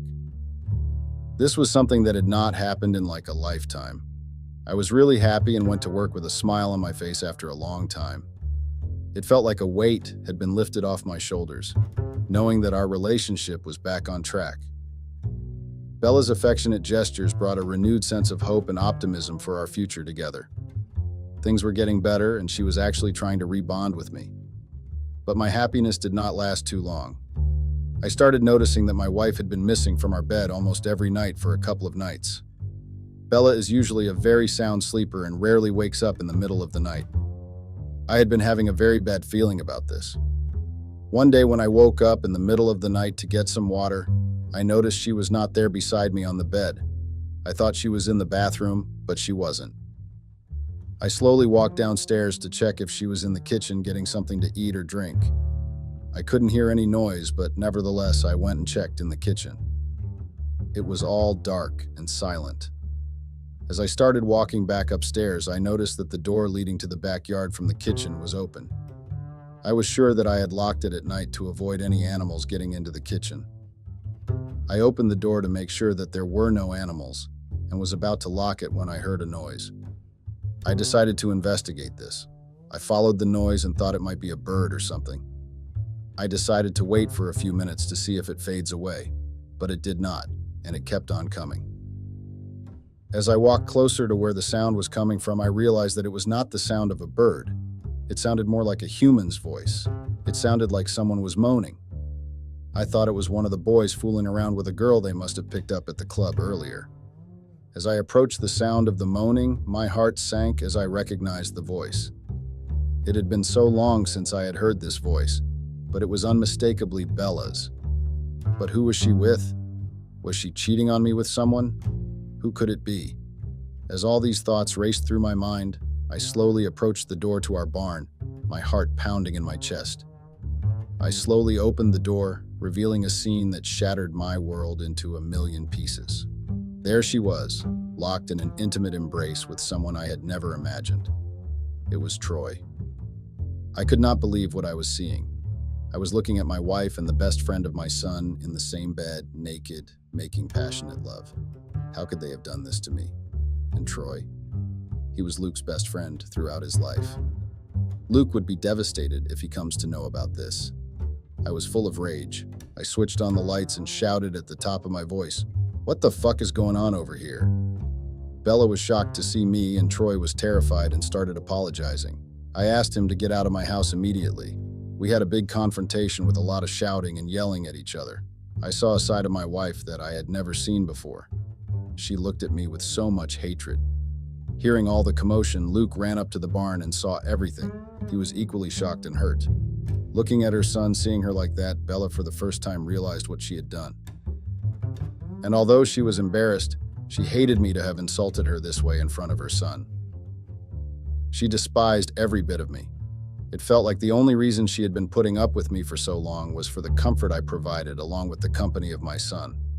In that moment, all the love and affection seemed to have vanished, replaced by anger and resentment. It was as if our relationship had been built on such a fragile foundation that it had finally crumbled under the weight of our differences. I couldn't help but wonder if there was any way to salvage what was left of our marriage. I don't even know if I want to get back together after such a deceit. Troy did not have any face to show us. He packed his bags and left.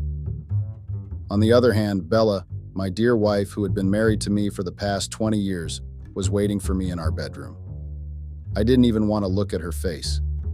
She had become the most disgusting human being to me in that instant. As I entered the bedroom, the tension between us was palpable. The once loving and familiar features of her face now seemed foreign and repulsive, a painful reminder of the shattered trust and betrayal that had consumed our relationship. I was in no mood to talk to her. She said that it was all my fault. I was taken aback by her accusation. Not only was she the one who cheated, but now I was the one to blame. Wow, just wow. What was I even expecting from her? She started her rant that if she would not have had a baby at such a young age, then her wife would have turned out to be completely different. It was I who had forced her to have a baby, and that changed everything for her. She lost her freedom, figure, and youth all at once.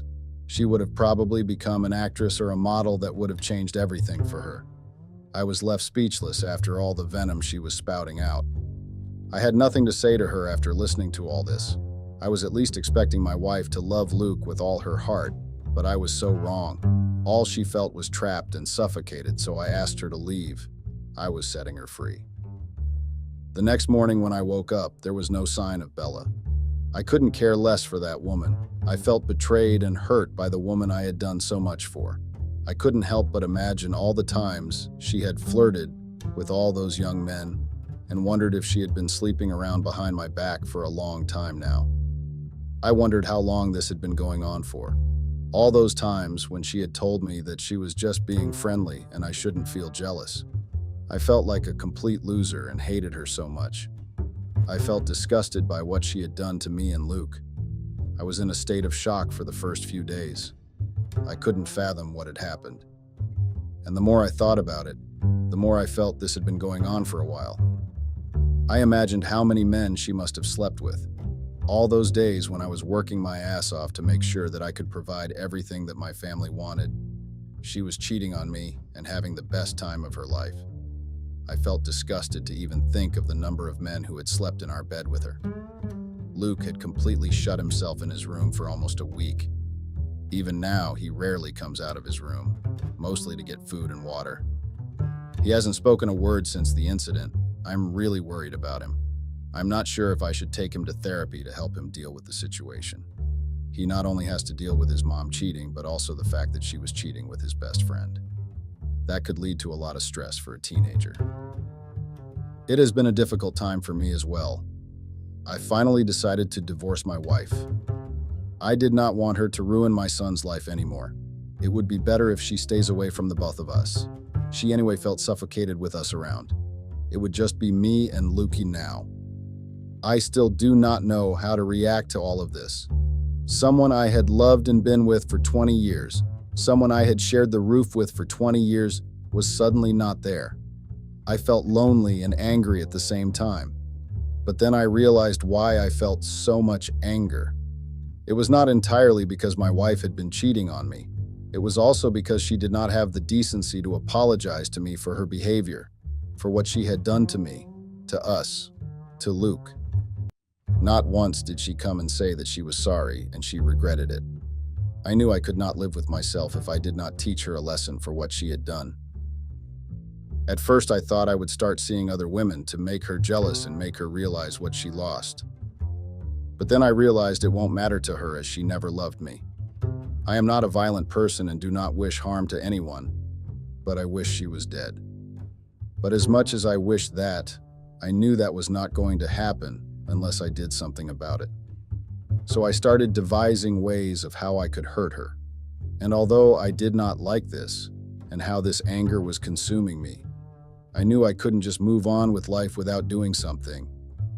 After all that which happened, I realized that I cannot let this go. I cannot let Bella ruin my life and leave Luke in this state and be happy. So I hired a private investigator to spy on her to see what she was doing with her life. I wanted to know what kind of life she would be living with us out of her way. She had taken up a job as a receptionist at a 5-star hotel and was meeting a lot of people. After about a couple of weeks of spying, I was given pictures of her flirting with a rich old man. There were several pictures of her latching onto this man like a despo.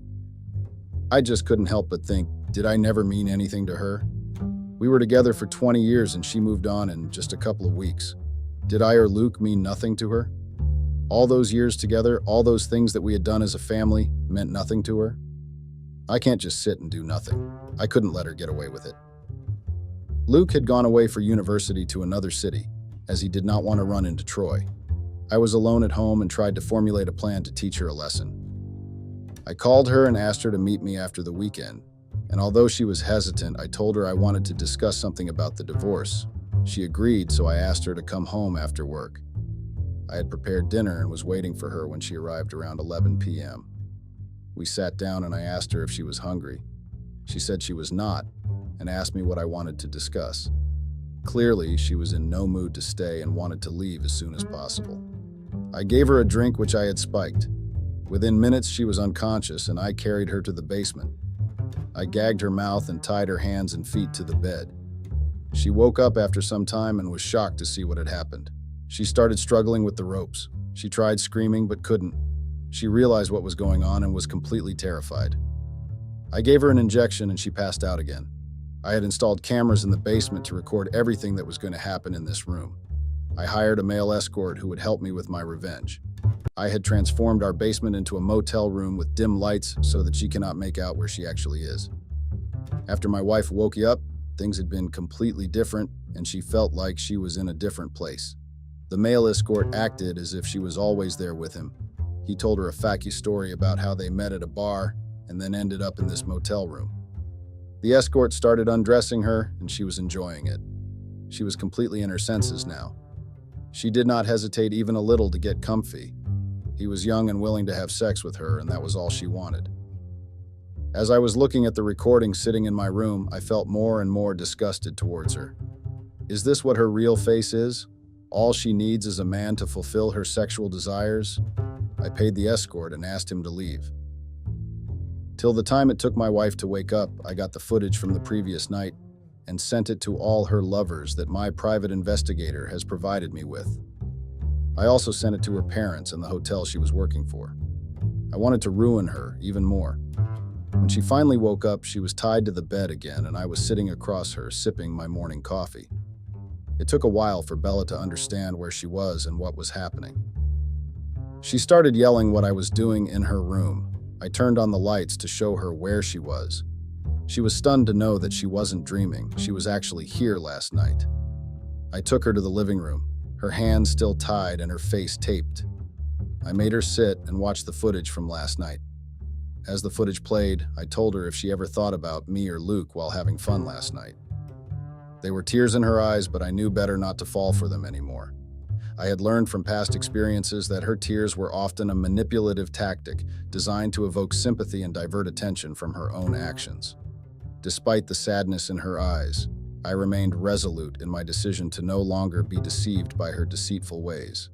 I told her what I wanted to tell her, spoke my heart out about all the instances I felt that she had lied and cheated me. This time she took it too far, as she hurt not only me, but also Luke. Luke was her son as well. I asked her if she did not think how it would impact Luke when he would come to know about her and Troy. Did he not matter to her at all? Had she never loved him? I could do nothing about it now. I knew that nothing I say or do is going to change that all our lives have been ruined by my wife's actions. I untied her, asked her to dress up so that I could drop her off to wherever she wanted to be dropped. With a heavy heart, I left my wife at the hotel she was working for and left with the closure I wanted. So, here we are. I am unsure if what I had done was right or wrong. The hurt and the indifference of my wife towards me and my son broke my heart. I would have somehow held on to myself, but Luke, he was a baby. He did not have to deal with all of this.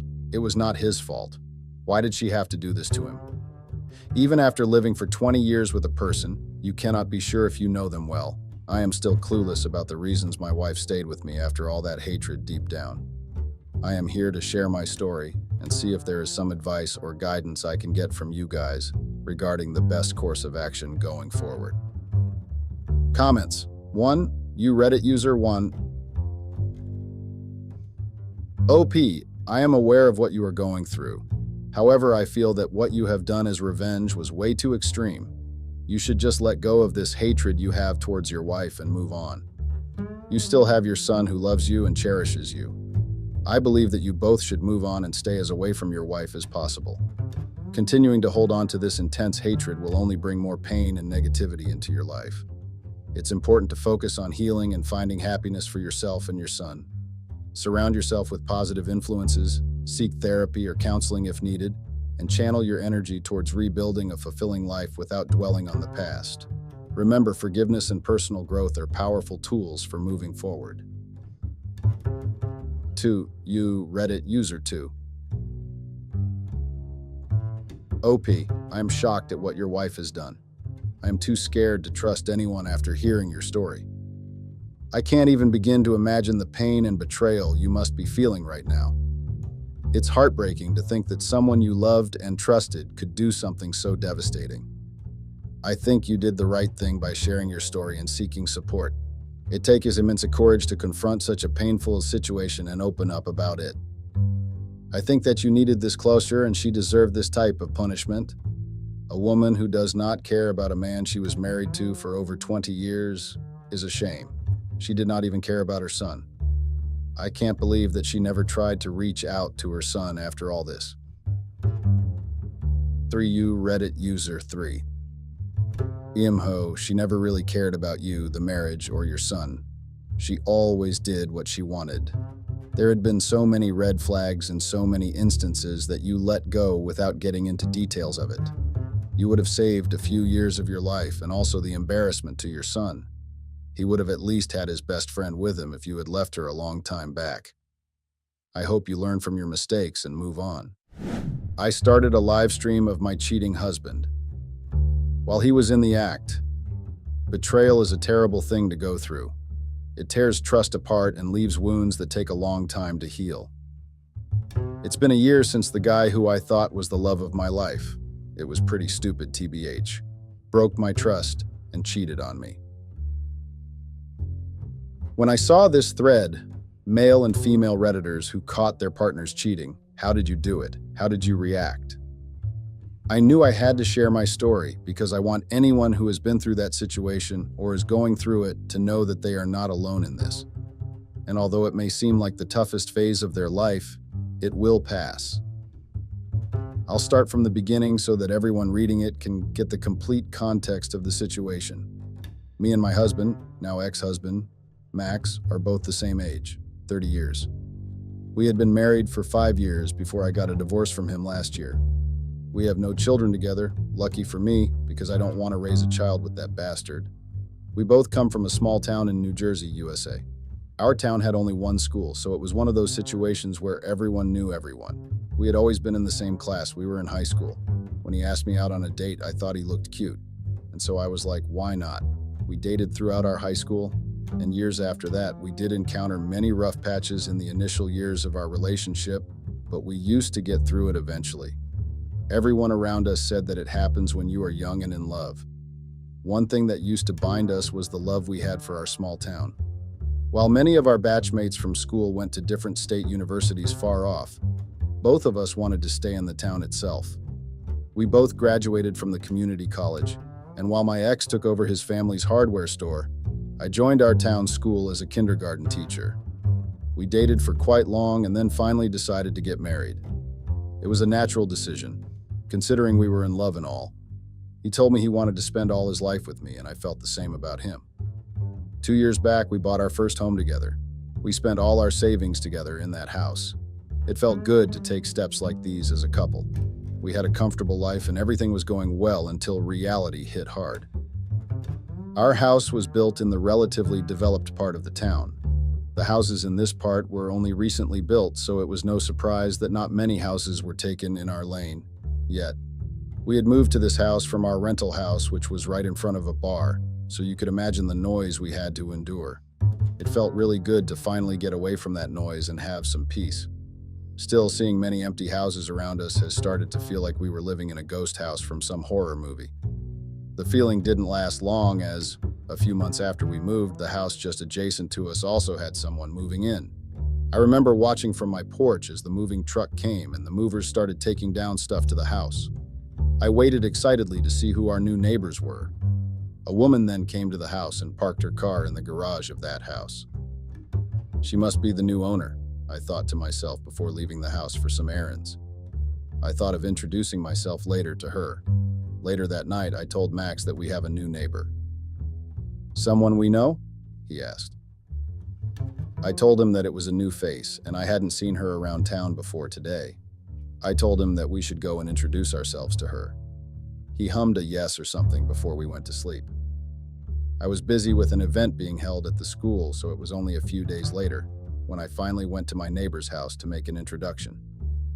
I had baked brownies that evening and decided to take some for her as well. My neighbor was a woman named Clary. She had just moved to the town. I asked her if she's alone or her family will join her. She told me that it was just here. She had moved to the town from New York and had gotten a job in the local news channel. I didn't ask any further because I didn't want to be one of those nosy neighbors I saw in the TV shows. This was our first meeting after all. I told her to feel free to ask us if she needs something. She seemed like a sweet woman, was my first thought as I made my way back home. Days went normally after that. I was busy in school as I had to also take classes from another teacher who was on maternity leave. Max was also busy in the hardware store. Some days, correcting copies and other work took so long that I used to come home after him. I would see Claire in passing and we would pass a smile or a wave, but that was it. One day it was just me in the house. I was in the middle of making dinner for me and Max when I heard the doorbell. I was surprised to see Claire on the other side of the door. I invited her in. She told me that she had locked herself out of the house while her keys were still inside. "I'm still getting used to these locks," she said. I told her I understand, as it took me some time as well to get used to the automatic lock. I told her not to worry and informed her that my husband owns a hardware store in the town and will sort it out easily. She released a breath of relief, and I smiled at her as I took my phone to dial Max. I told him what the problem was and asked him if he could send any staff from the store to open the lock. Max had 2 staff in his store working alongside him, but they were on half day that day. It was almost dinner time, so he said he'll be home soon and will open the lock himself. I hung up the phone and told Claire that Max will be here soon. I asked her for coffee, and when she said yes, I made coffee for both of us. Claire started telling me about her new job and how she's settling in the town. Claire told me about her life. She had recently gotten divorced and had no children. She wanted a fresh start in her life. That was the reason why she had moved to this town and taken the job. I didn't probe further, as I understood it cannot be easy to talk about such sensitive issues so soon. I told her that I'm here for her as a friend. Max had also come back while me and Claire were talking about food places around the town. This was the first time Claire and Max were meeting. Max has always been an extrovert, immediately befriending people he met, so I wasn't surprised when he talked to Claire like they have known each other forever. Max then went with Claire to her house to open her lock while I stayed back and prepped the table for dinner. I asked Claire to have dinner with us that night. She was hesitant at first, but after both me and Max insisted, she agreed. Max came back quickly and we hung together in front of the TV. We had dinner with Claire that day. She asked me how Max and I met. I told her that we literally grew up together. She was surprised that we have known each other for such a long time. Me and Max smiled at that, and then we talked about other things. We were having dessert, and Max wiped something from the corner of the mouth. I remember this detail distinctively because I saw a look of longing flicker in Claire's eyes. I didn't think much of it after that because I thought I must be overanalyzing things or whatever, but it turns out that my instincts were on the right track after all. We got really familiar with Claire over the next month or so. She was new to the town and didn't have many friends, so I kept inviting her to our place over coffee or dinner. I just wanted to be a good neighbor friend to her so she didn't feel alone. One day over coffee, she told me how her marriage fell apart. We didn't realize how the distance between us grew so much. We became strangers to each other even when we lived in the same house. Tears surged through her eyes as she spoke to me. I comforted her and told her that everything will be better. I told Max what Claire had told me about her life. I felt bad for her because I understood that it could be to see all your dreams about life getting broken. At that point, I thought I wouldn't be able to handle a divorce. Max felt bad for her as well, even though he had talked to her only once till that time. My husband is so compassionate, was my first thought after that. The second was that Claire seemed like a really good person and was a good neighbor as well. It seemed wrong that she had to go through this. Whenever Claire needed any help, like needing a carpenter or to know about the town, me and Max both made sure that we could do something to help her. One day I got a call from Claire that her car broke down in the middle of the road. She told me that she was coming back after work, but her car broke down. I asked her to send me her live location. I was about to go and get her myself when Max came back home. He asked me where I'm going, and upon telling him, he insisted that he will go to get Claire. He told how that location is at the outskirts of the town and that location at night isn't safe for 2 women. Since he was right, I agreed. He went to get Claire while I stayed back home. It took them more time to come than I had thought in my head. I heard them laughing about something as the car door opened. Max came in with a smile and told me how he had called the garage to pick up Claire's car. I nodded and told him to get freshened up for dinner. While we were having dinner, Max remembered that since Claire's car will be at the garage, he offered her that I will drop her to work. I told him that I had to rush school earlier than usual this week because I was taking on extra classes. I told him that it would be better if instead of me, he could drop her on his way to the hardware store. He nodded to that, and that was it. For the next week after that, Max would drop Claire to her work. I used to leave for school before them, but every evening, Max would tell me something related to Claire. Some days it would be things like, Claire really liked John's pizza. John's was a local pizza place, and I had told Claire to try their pepperoni pizza. He would also tell me jokes that Claire shared with him during their drive to work. I didn't think much of it. Max was a friendly person. He had always been one since we were children. It seemed good that Claire was settling in the town. Claire's car came back from the garage within a week. She started going to work in her car, but Max and her friendship kept growing. I was friends with Claire as well, but her friendship equation with Max was completely different. She would drop by the store with coffee for him. If she needed any help, instead of coming to me like earlier, she would directly call or text Max. It didn't sit well with me. Something felt different about their friendship. Max and I had many friends in the town, but none of the ladies had this type of equation with him. This was different. One day when me and Max were having breakfast, I asked him what he thinks of Claire. He was reading the newspaper and gave a reaction that said he didn't care much. She's cool. I didn't talk further about Claire with Max. Max gave a normal reaction. There was nothing which indicated anything bad. And besides, he tells me everything. Everything he and Claire talked about, I knew. When she went to the store with coffee for him, he sent me a picture on WhatsApp telling that Claire had gotten that for him. I thought this to myself. I let the Claire thing go from my head. I didn't ever doubt Max or his actions ever in our marriage. I trusted him a lot. Soon after that day, I ran into Claire.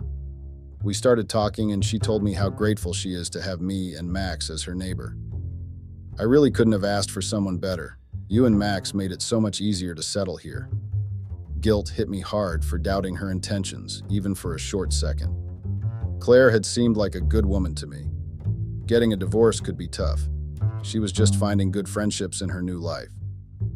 Claire kept coming to our house for dinners or other things. I didn't mind it, neither did Max.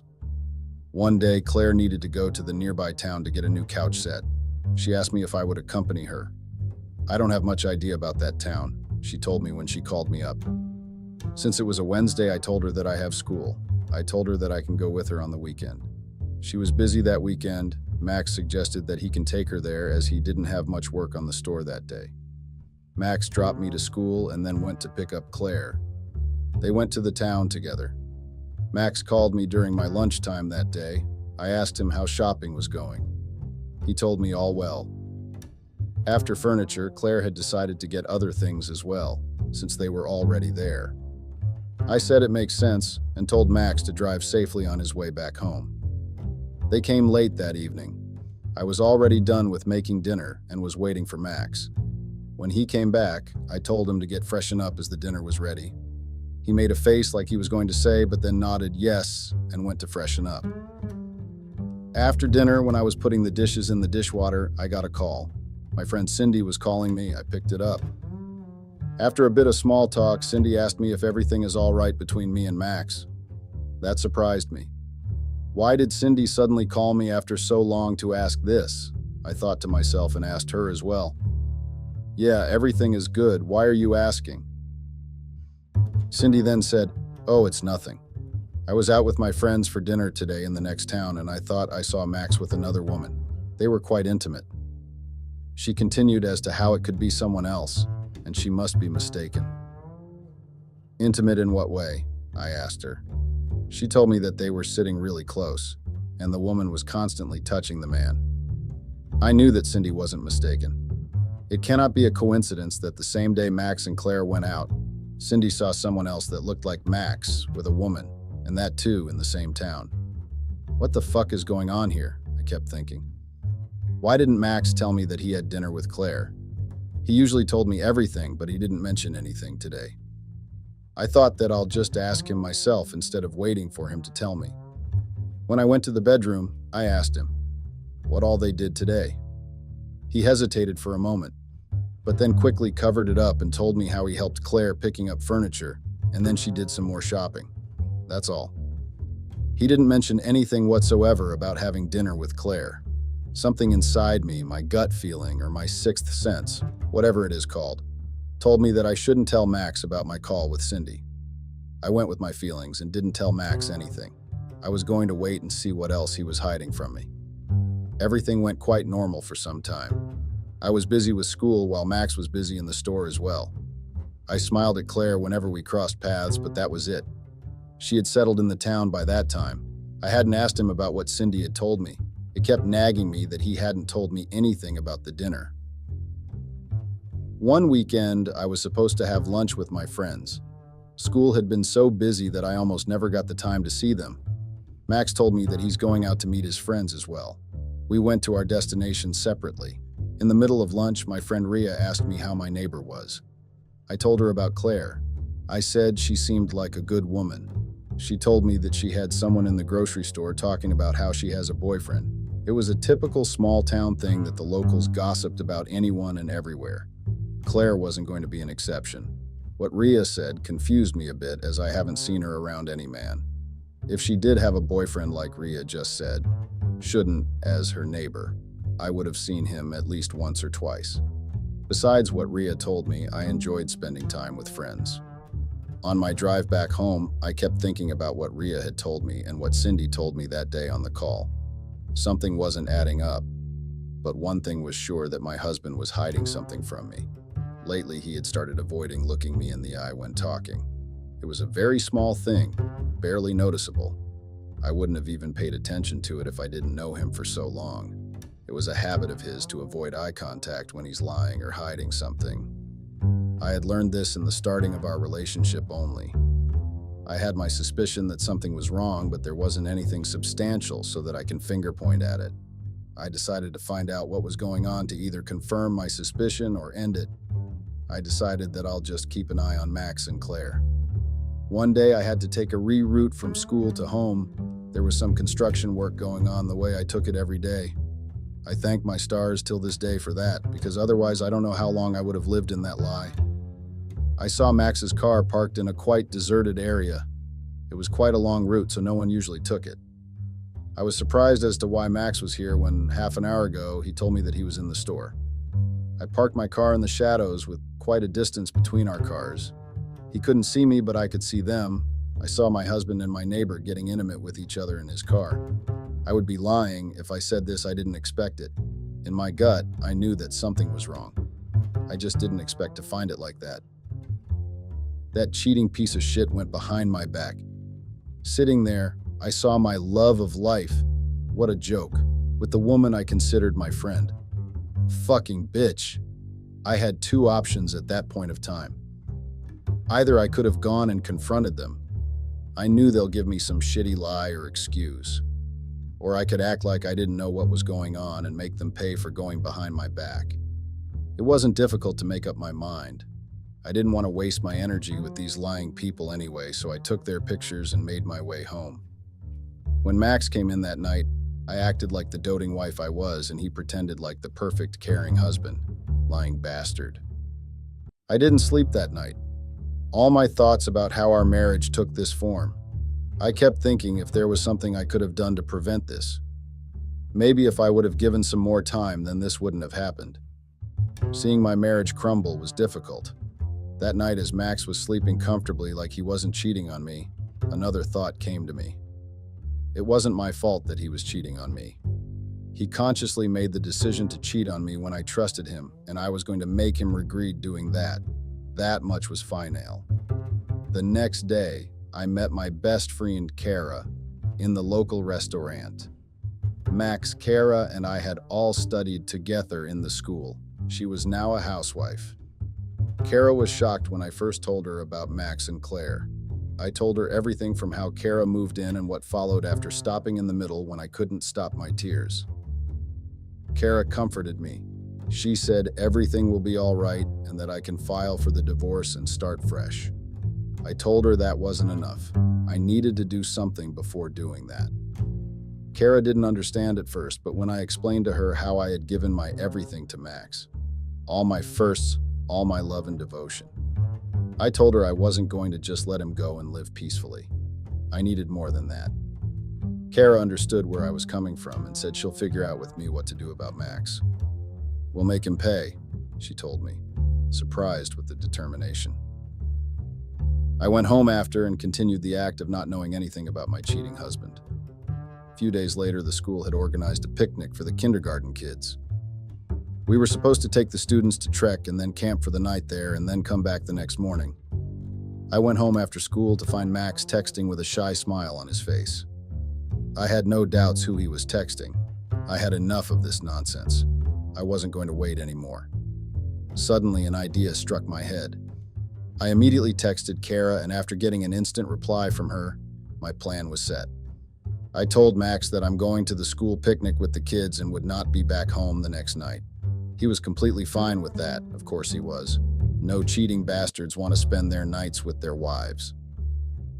The next day, Max left for the store before me. He kissed me goodbye, and then he was gone. I called up Kara and told her to come to my house. We had a plan to execute. I wasn't going to the school picnic like I had told Max. I had already told the school principal that I won't be able to join them. When Kara came to my house, I discussed with her what I had talked to her the previous night. I was going to get Max's truth out. He pretended to be such a loving husband in front of our families, so I was going to show them the whole truth. Not just them, everyone Max barely knew was going to find out what a cheating loser he was. Me and Kara had decided that we are going to plant cameras and catch Max and Claire red-handed. I was going to live stream it on Instagram so everyone could see it as well. I couldn't wait for Max's reaction and the humiliation he was going to face. We planted cameras in the bedroom hidden from the eyes. I made sure that the cameras captured the bed completely. I had left the house after that and was waiting in a nearby cafe with Kara for Max to get back home. Soon, the evening rolled around and the security cameras showed Max coming back home in his car. To no one's surprise, Claire got out from the passenger seat as well. We saw them going inside. Max made sure that I'm not in the house before taking Claire to the bedroom. It was our bedroom. Pain and anger hit me together. Even though I knew this was going to happen, it didn't hurt any less. Kara saw the stiffness in my shoulders and told me that I didn't need to see this. She would handle it. I was grateful for her, but I needed to see this myself. I needed to see the extent my husband was going to go behind my back. The camera showed Max and Claire getting into the bedroom. They couldn't keep their hands off each other. We were watching this on our laptop, which was connected to the camera we had kept in the bedroom. I took my phone out and opened Instagram. After releasing a breath, I chose the going live feature on Instagram and pointed the camera to the laptop. People started joining quickly and everyone watched Max and Claire getting intimate with each other. I never thought I'd be sitting in that cafe, showing the world my husband in a compromising position with my neighbor. But that's what life is. We never know what is going to happen. More people joined the live stream, and the more I watched Max and Claire doing things with each other in our bedroom that I thought he did only with me, made me sort of numb to emotions. I kept the phone down after some time and kept my head down. I started getting calls from friends and relatives, but I had no intention of talking to anyone. Someone must have told Max as well because he started calling me as well. Maximum number of calls were from him. I didn't pick any one of them. I went to Kara's home that night and crashed in her guest room. Even though I hadn't done anything wrong, I didn't want to face the world. The satisfaction of bringing out Max's truth in front of the whole town made me feel better, but not a lot. The next morning, I checked my phone to see hundreds of missed calls and texts from Max. I knew I couldn't avoid him forever, but I didn't know what he had to say to me anymore. What is there to possibly say to me anymore? I kept wondering as I made my way to the house. Max was walking restless around the house when I entered. "Where were you?" He started bombarding me with his questions. I ignored him and looked around the house. "Claire's not here?" I asked him with a neutral voice. Max went silent for a moment, but then quickly recovered and started telling me how sorry he is. He started crying, but that drama didn't do anything for me. If the situation was any other time when I hadn't seen him in bed with another woman, I would have moved the world to make everything all right for him. But I didn't feel anything for him at that point. Max didn't realize this and followed him as I made my way to our bedroom. The sight of that bed made me nauseous. I tried to ignore it and started packing my stuff. Max was still giving me his lifeless apology and explaining how it didn't want to hurt me.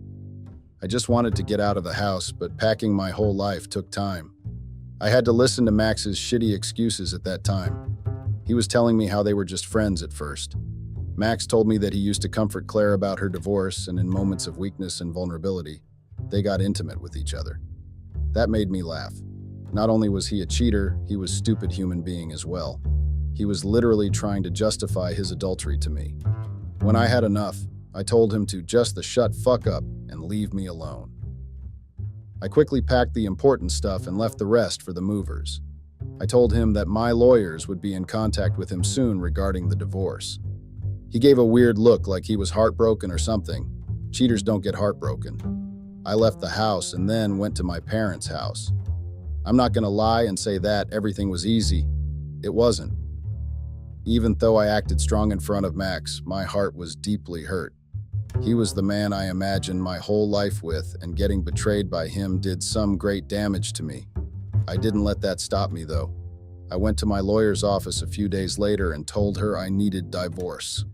She nodded, no doubt already knowing what happened because of the live stream, and explained to me the technicalities of the divorce. She told me that I could get the house if I want, but I didn't want that. Especially after seeing Max and Clary in that bed. I was better off staying away from that. She explained to me the procedure and everything and asked me what I wanted from Max. I thought about it, but decided that I didn't want anything from him. I just wanted him to be completely removed from my life. I didn't want to see his face or Claire's after what had happened. She nodded in understanding when I told her that. She suggested that since the house was both in mine and Max's name, we could sell it and split the money. That was the best option in that scenario.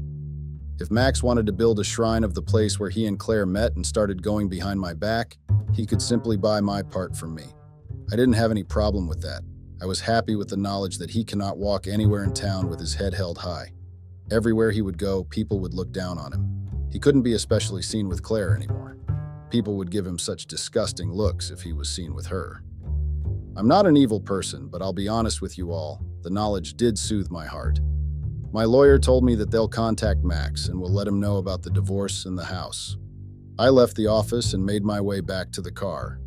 Even though it still hurt how everything went down, there was still some relief as well to not be living in a lie. I started house hunting as I didn't want to live in my parents' house forever. I found a cutesy one-bedroom apartment in close proximity to the school. I got the rent agreement done as soon as possible and moved in quickly.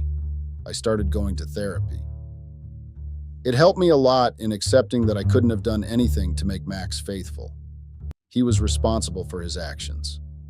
My therapist told me that I was blaming myself because Max couldn't be the person he told me he was. It was good to see her perspective even though it cost a lot of bucks. I read a quote somewhere that people go to therapy because of people who needed therapy. I laughed at that. It was kind of true. My divorce came through quickly. There was no resistance from Max's side.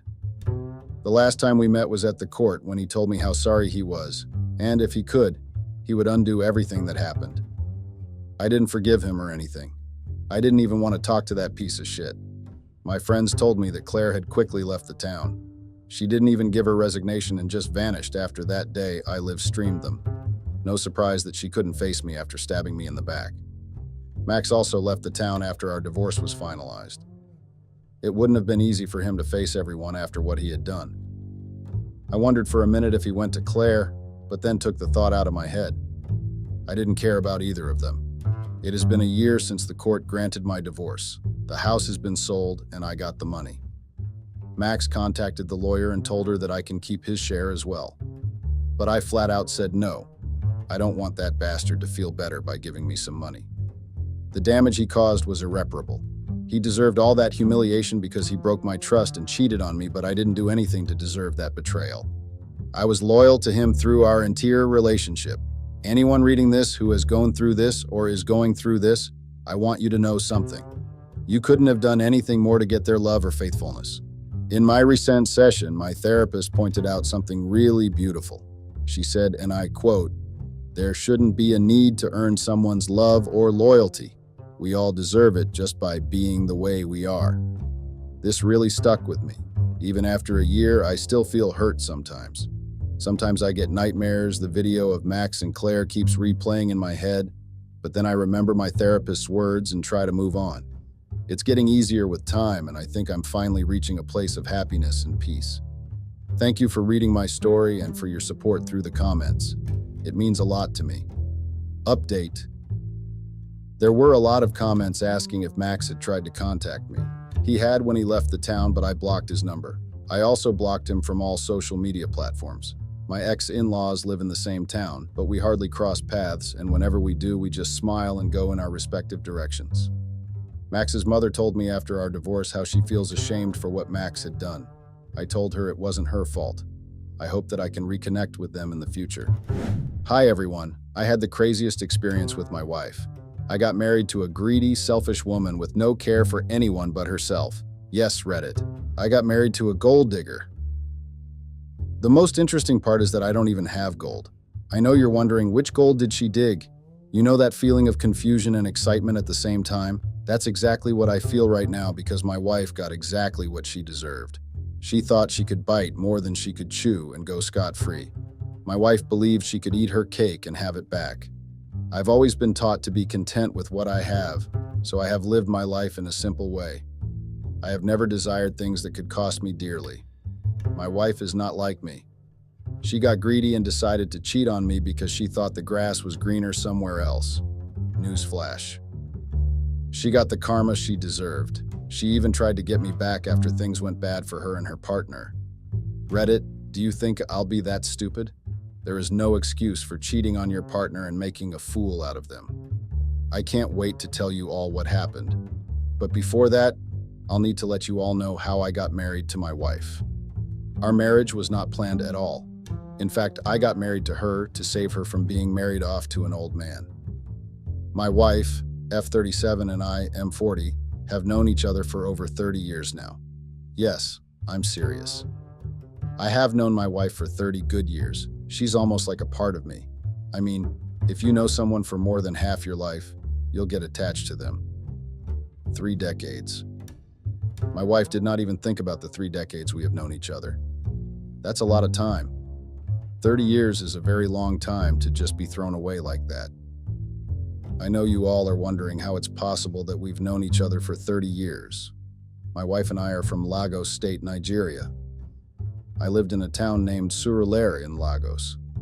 I was 10 years old before my wife and her family moved to my neighborhood in Surulere. One thing about us Nigerians is that we know how to live like a community. You can have a whole neighborhood with over 60 residents living like they are distant relatives. I come from a family that struggled to put food on the table for as long as I could remember.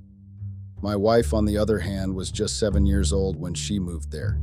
She was practically a baby, lol. Rumors. In a small neighborhood, rumors are bound to fly around, and that's exactly how I knew why my wife and her family moved to Surulere. My mom heard from her friend, that's how fast gossip travels, that the family that moved to our neighborhood recently were very rich before. I still remember how my mom and dad sat in our small living room and discussed the new family. My mom told my dad that the new family lived in a better house before. Their father worked in a bank before he suddenly lost his job and got broke. That's why they ended up moving to Surulere. They had gone from grace to grass. That's the worst kind of setback ever. 1 year later, my wife and I started attending the primary school, elementary school. I attended. I started talking to her because I knew she was my neighbor, and I wanted to make her feel comfortable in the new environment. To be honest, guys, I am a very nice person, and that's the only reason I tried getting my wife out of her shell. After 1 more year, my wife got used to Surulere and her new school. My wife and I were just cordial. We were not friends at all. I knew her as my neighbor, and that was all.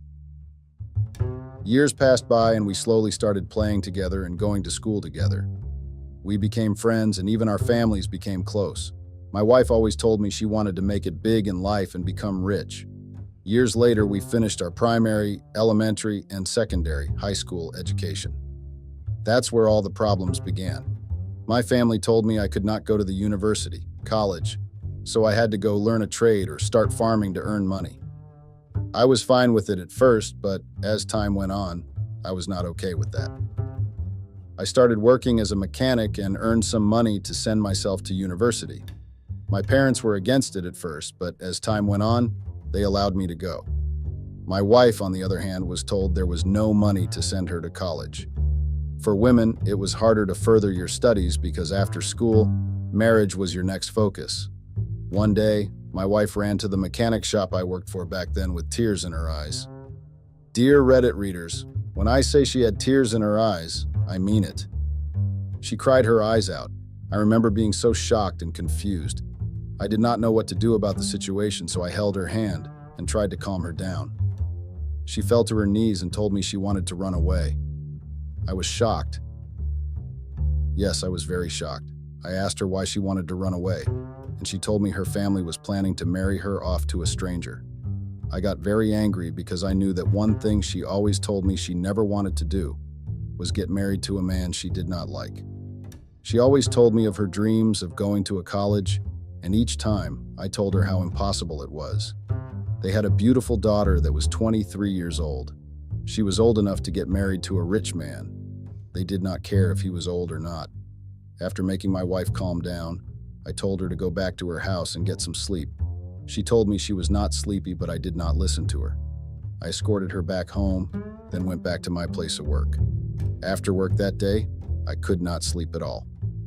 The plan I had in mind back then had to be the most stupid, dangerous thing I'd ever come up with. Even my siblings laughed at me when I told them what I had in mind. My plan to marry my wife was just so I could save her from being married off to a rich old man. Before going to meet her parents, I had to ask my wife if she liked the idea I had. She got angry and said I was trying to take advantage of the situation. I tried to make her understand where I was coming from, but she shut me up and left. We did not see each other for weeks after that. I heard from a friend of mine that the man my wife's parents wanted to marry came to visit them for a proper introduction. According to my friend, who was an eyewitness, the man was old enough to be her father. 1 month after that day, I was preparing to resume my first year in the university. I just had 2 weeks before I traveled to school. One day, my wife visited my house and asked to see me. She was finally ready to get married to me. I don't want this story to get too long, so I'll fast forward to when I went to tell her parents about my intentions to marry their daughter. They did not agree at first because I was not a rich man, but when I told them I was going to the university, they agreed on the condition that I take my wife with me. We got married 1 week before I left for school. My wife joined me 1 month later in school, and we lived together in my small apartment. She took side jobs, and I studied and worked at a wood shop. 4 years later, I graduated from college. I saved enough money for us to move to an apartment with 2 rooms and start a family. During my years of school, my wife and I agreed not to have children because we were not settled enough yet. As time went on, I started looking for a sustainable job since the side jobs were not paying me enough. After months of searching, I got a job as a secretary. My wife worked as a nanny for a school and earned some money. 2 years later, we decided to start a family. My wife got pregnant and gave birth to a baby boy. Our son is named Joseph. I worked harder since the birth of our son because I wanted to provide him with the things my wife and I did not have growing up. My marriage with my wife started off as a marriage of convenience, but we respected each other and tried our best to live in harmony. 4 years later, my wife gave birth to another baby boy. We named him Zion. I had 2 children to feed, so I tried my best to work harder each day. We moved from our apartment into a bungalow house. It was a big deal for me because I was the only one in my family who achieved that.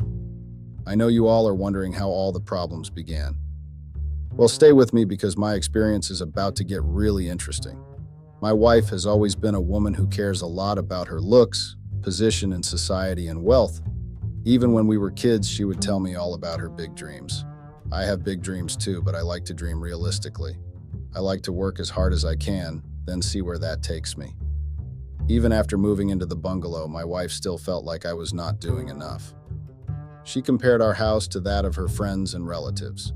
She told me how her clothes were no longer in style and how her hair was not good enough. I gave her enough money to take care of herself monthly, but she never appreciated it. She wanted to buy expensive bags and dresses. She would tell me how a rich man built a new mansion in town and how he bought a car for his wife. These were things I could not afford, but that didn't mean I was poor. We eat 3 square meals daily, and I paid for my children's school fees. We had extra money to go out once in a while and even celebrate the holidays. I tried to make my wife understand that I was trying my best to provide for us, but all of it fell in deaf ears. My wife even quit her job as a nanny because she felt like it was demeaning and embarrassing. I did not complain and I kept providing for all of us, yet nothing seemed to make her happy. Nothing I did was enough for the standards she wanted. She always found something negative to say about everything I did. People have read it. I need your opinion here. How does a woman who quits her job because it's too demeaning expect her husband to build a mansion overnight? I tried my best to see things from her point of view, but none of it made sense. My wife had me working extra hours and taking side jobs just because of her rants. She did not force me into doing any of these things. But we all know how men behave. No man wants his wife to compare him with someone else. I have a very big ego, and it's something I am very proud of. All the extra work and effort I was putting in was constantly going in vain.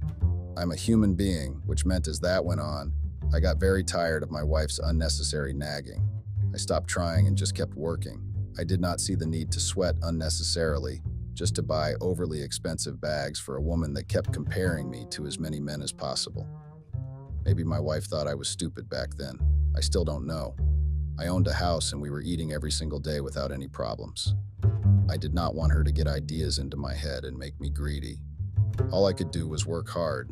This went on for months and then years. The only time it got to me was when my wife decided to take matters into her own hands and let freedom take over her common sense. I know some of you might ask, how could it possibly get any worse? Well, it did. She did the worst thing any married wife could do to her husband. My wife cheated on me. I didn't know she was cheating on me at first. I was so busy with work that I did not notice anything strange. Yes, you read that right. I did not notice anything strange at all. My wife did not work at all. She usually stayed home and cooked breakfast, lunch, and dinner. My wife would find time for her social life in between those activities. My children were old enough to go to school and get back by themselves, so there was no need to go pick them up. I went to work quite early in the morning and got back late at night. My sex life with my wife was extremely scheduled. We had days where we did not have sex at all, and then there were days when we wanted to. I did not see a change in my wife. I know most times you'd know if your partner is cheating on you, but I had no idea because I was barely home. No one should blame me for not being home. It is not my fault that I worked my ass off to provide for my family. Even after more than 12 hours at work, my wife still accused me of not working enough. It's not always the man's fault that he cannot be at home. Sometimes women play a huge role in it. My wife was still the same greedy woman she turned into. Anytime I got back from work, I still heard the same comparison stories. But Reddit, what made me suspicious was my wife's closet. I know how weird that is. My wife's closet made me suspicious. Well, my wife was changing bags and clothes almost every day. I became suspicious after months because you knew I was not the one buying those things. She did not work or have a source of income. Her family couldn't send her money because I was practically the one sending the money. She had no other relatives that I knew of, and even if she did, I could swear in my life that none of them had the money to spend on bags and shoes. Before I continue, let me make something clear. I have never shamed my wife for being unemployed. Not once in our marriage did I tell her she needed to get a job. I never felt the need to do that. In fact, I did not even sex anything wrong with it. I understood my role as the husband was to care and provide for my family, and I did just that. So when I noticed how my wife was suddenly affording luxury items, I knew I had to question it. In our marriage, I've always let her do whatever she wanted to do. I never restricted her or planned her schedule for her. She was free to do whatever she had an interest in doing. We were practically childhood friends. I went to school with this girl. I saw her grow up and she saw me grow up. That had to count for something. Even her luxurious lifestyle did not make me suspect she was cheating. Yes, you read that right. I never thought it was related to cheating. I trusted her that much. I have made sacrifices for that woman. I married her when I did not even plan on getting married yet. I took her with me to school and shouldered her responsibility. I did all those things for a woman I called my friend and now my wife.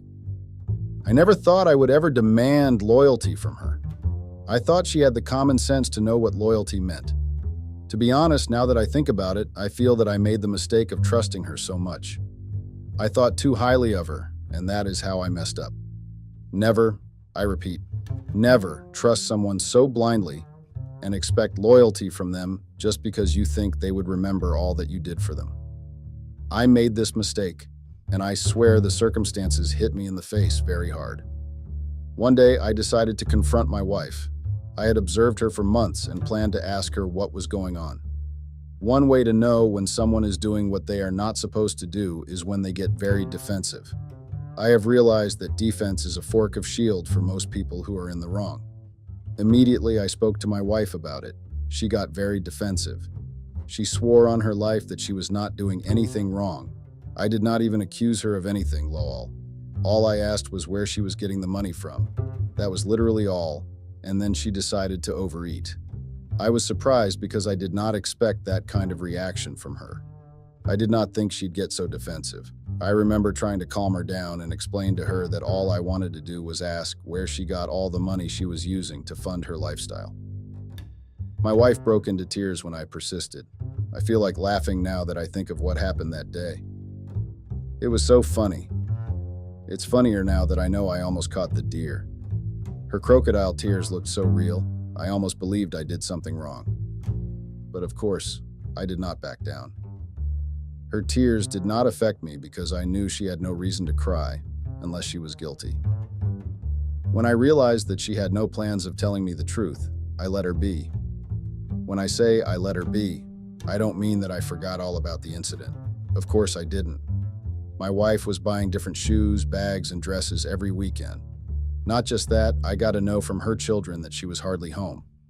I knew she attended her women's meetings and clubs, but none of it ever got to the point that my children had to tell me they barely saw their mother.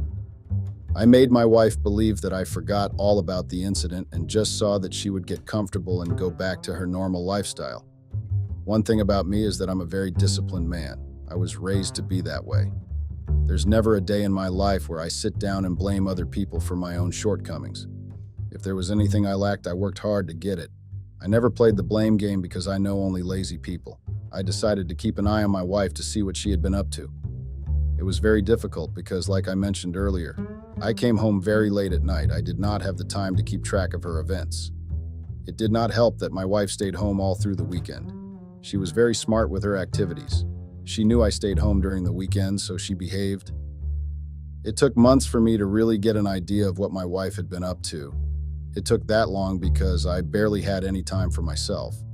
My work took up all the time I had. I would leave work during lunch breaks and go to the facilities she usually visited for meetings. I'm not a stalker, Reddit. I was just a husband who wanted to know why his wife was being so secretive and extravagant.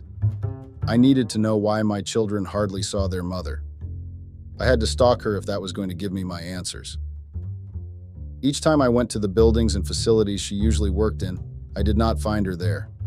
I could not come every day because I did not want them to be suspicious, but whenever I went there, she was nowhere to be found. I was practically going in circles at that point, so I decided to re-strategize and do it right. I made the big step of taking a whole day off work. Reddit, for me, was a very huge step. A day off work was going to be deducted off my salary, but I had no problem with it. I was ready to make that sacrifice as long as I found out what my wife had been up to. Let me tell you this, people on Reddit, a day off work was not enough at all. On the first day, I got lost while trying to follow her around. I did not have a car, so it was hard to keep up. Most importantly, I did not want to be seen at all. Not just by my wife, but by people on the streets. It will raise eyebrows if they find a man trailing after a woman for a long time. After days of trying, I finally got to know what my wife's pattern was like. She would take many short stops before she finally made it to her destination. The house I saw her entering was very huge. It was a mansion with large gates and thick security. I don't even know how she was able to get past the two hefty men that stood in front of the gates with frowns on their faces. My wife seemed familiar with them, though. They would smile at her and give her space to enter.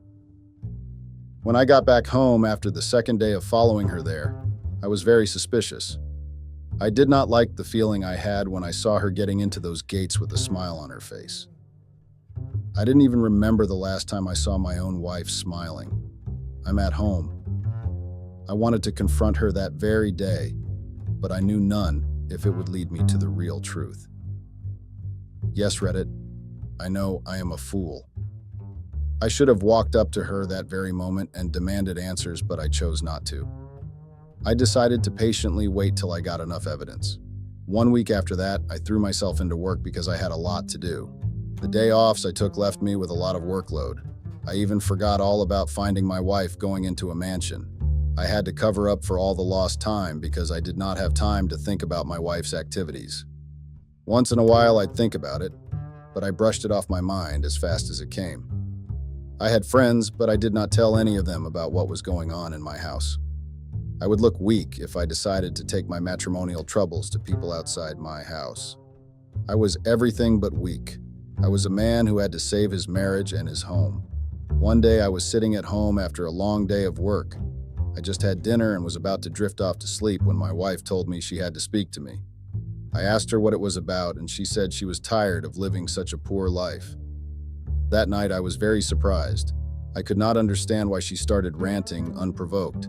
She talked about how her friends were living better than her and how she was doing only one living a stagnant life. That was a woman who was almost married off to Ammon, old enough to give birth to her. If she married him, she'd probably be one of his many wives. How could she have described her life then? Those men had money, but they wasted it on getting new wives daily. She wouldn't even get the kind of freedom I was giving you in our marriage. My wife went as far as accusing me of making her uneducated. She said I refused to take her to college. She accused me of killing all her dreams. That night, I could not even believe my ears. I took up the responsibility of feeding her while I was a student at college. I could hardly afford to send myself to school. How did she expect me to fund her to college?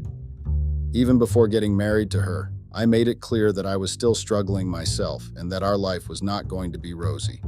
So how did the tables turn and suddenly make me the culprit? None of it made sense to me. I got very upset and finally confronted her about the mansion I saw her at. My wife was shocked to know that I found her there. In order to get the truth, I pretended like I knew what she was up to. I told her I was very disappointed in her and what she did. She did not speak for a long time. People have read it. I took that as an opportunity. I kept on telling her how I was going to call her parents and tell them what I saw. That was when she finally admitted to have cheated on me. She said it without any form of guilt. I still remember her words, "Yes, I'm cheating on you. I found a man that could meet up with my needs. So what?" I was so shocked I lost my footing and sat on the bed. I felt betrayed and used. I don't know what was worse, my wife cheating on me or the fact that she was not guilty. I got angry. Very angry. The woman I provided for was cheating on me. I ordered her to park her things and leave the house that very night. Do you know the shocking part? My wife did not even try to apologize or beg. She arranged her things and left the house that very night. She left with no regard for her children. She didn't even say goodbye to them. I was so disappointed that night that I pinched the wall and ended up with a bleeding fist. My wife did not come back the next day. I expected her to at least come see how the kids were doing, but she didn't. When I asked her to leave the house, I would have changed my mind if I saw remorse in her eyes. But there was none. I hated her from that very moment because I found her ungrateful and despicable. She ruined the home I worked hard to build for my children. I wanted to give my children everything I didn't have, but she took one thing I had in my childhood from their childhood. I had a family, 2 parents that loved each other in their own way. I did not grow up in a broken up. I was poor, but I had my parents. Weeks flew by and my wife was still nowhere to be found. My children asked questions, but I told them their mother went on a trip and was going to be back after some time. I hated myself for doing that, but I had no choice. 8 months after that, I had to lie to my children and assure them they'd see their mommy. I was depressed and confused. I did not know what to do. I still had to work. I did not have time for myself. I had to drop my kids off at my sister's place in another state. I have her money for their upkeep and education. I had to do that because I knew my children needed a female's care and proper upbringing. My work gave me no time for that. 3 months after dropping my kids at my sister's place, a friend of mine told me there was a government worker who had been caught embezzling the government's money. All his assets were frozen and his businesses were shut down. He practically went brokey overnight. My friend told me he had been embezzling government funds for years out of greed. When my friend told me that story, I did not know it had anything to do with me until my wife showed up at the house 2 months later with her belongings. I was so angry to see her that I practically threw her out. She went on her knees and asked me to forgive her. People of Reddit, imagine your wife who left you and your children for a year and a half coming back to your house and asking you to take her in. I felt like laughing at how comical the situation was. I told her she was crazy and stupid if she thought I'd take her back. I laughed in her face and sent her back to wherever she was coming from. She begged me and asked to see her children. I asked her where she had been all those months and why she suddenly realized she had children. I had to control my anger that day or else things would have escalated. It took the intervention of the neighbors, if not I almost pushed her out of my house. I told her our marriage was over and I never wanted to see her again. I told her I lived without her for a year and a half and I could live without her forever. I didn't even want my children to see her ever again. I knew that the best way to ruin her life was to make her a divorcee. 2 weeks after that day, I filed for divorce. I gave the papers to her friend who knew of her whereabouts after signing them. I did not bother giving it to her myself. That was 5 months ago. My wife did not want to sign the papers for weeks until I threatened to take the case to court. I was bluffing. I did not have money for a lawyer. The court gave me some custody of our children since I'm the one with enough money to take care of them. She is allowed to see them, but cannot take them home. Her parents called and begged me on the phone, but I did not change my mind. I could not forgive a woman that threw out all the years we spent together, the home we built, and the sacrifices we made for each other. I saved her once, but I was not ready to save her again. She was not worth my time or sympathy, and I tried to make her parents understand that. Even my parents commended me for letting her go. That's a big deal because my parents are not fans of divorce, but they were ready to see things from my point of view. Oh, before I forget. Of Reddit, I also discovered that the government worker who had been caught was the man my wife cheated on me with. Yes, she left me for a richer man who stole from the government to build his wealth. She thought the grass was greener somewhere else and decided to cheat on me for money. She got her karma, and her affair partner got bankrupt. He used the little money he had left to get a lawyer because he got sued. He could not afford to spend on her and provide for her anymore, so she ran back to me, her backup plan. It made me angry that the only reason my wife truly came back was because her partner no longer had enough money to fund the lifestyle she wanted. A part of me thought she came back because she wanted us to work again. I was very wrong. I might not be rich, but at least I make an honest living that can sustain me and my children. Nothing really changed for me and I got back to work, but my children are still trying to wrap their heads around the new development. They struggled to understand why their mother was no longer living in our house. That really made me guilty. But I could not let my guilt ruin my life again. I lost all trust for my wife and to me. Our marriage never happened. That woman ruined our marriage, and I paid her back by making her homeless and divorcing her. I do not regret a thing.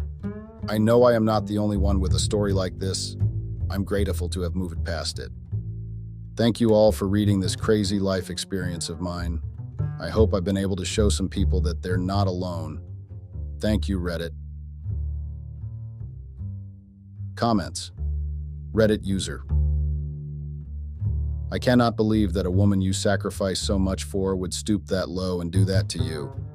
I am a woman myself, but I am not afraid to say that sometimes women take it too far. You worked hard and struggled to create a better life for you and your family. She did nothing but lazy around all day, yet she had the audacity to cheat on you. I feel like some women do not even deserve the love they get from their husbands. If my husband saved me from getting married to an old man, I'd probably serve him forever. Reddit user. I thought stuff like this only happened in movies, but I guess I was wrong. This has to be the most despicable thing I've ever read. I'm glad you were able to get custody of your children. I hope you heal from this experience and continue making a better life for yourself and your children.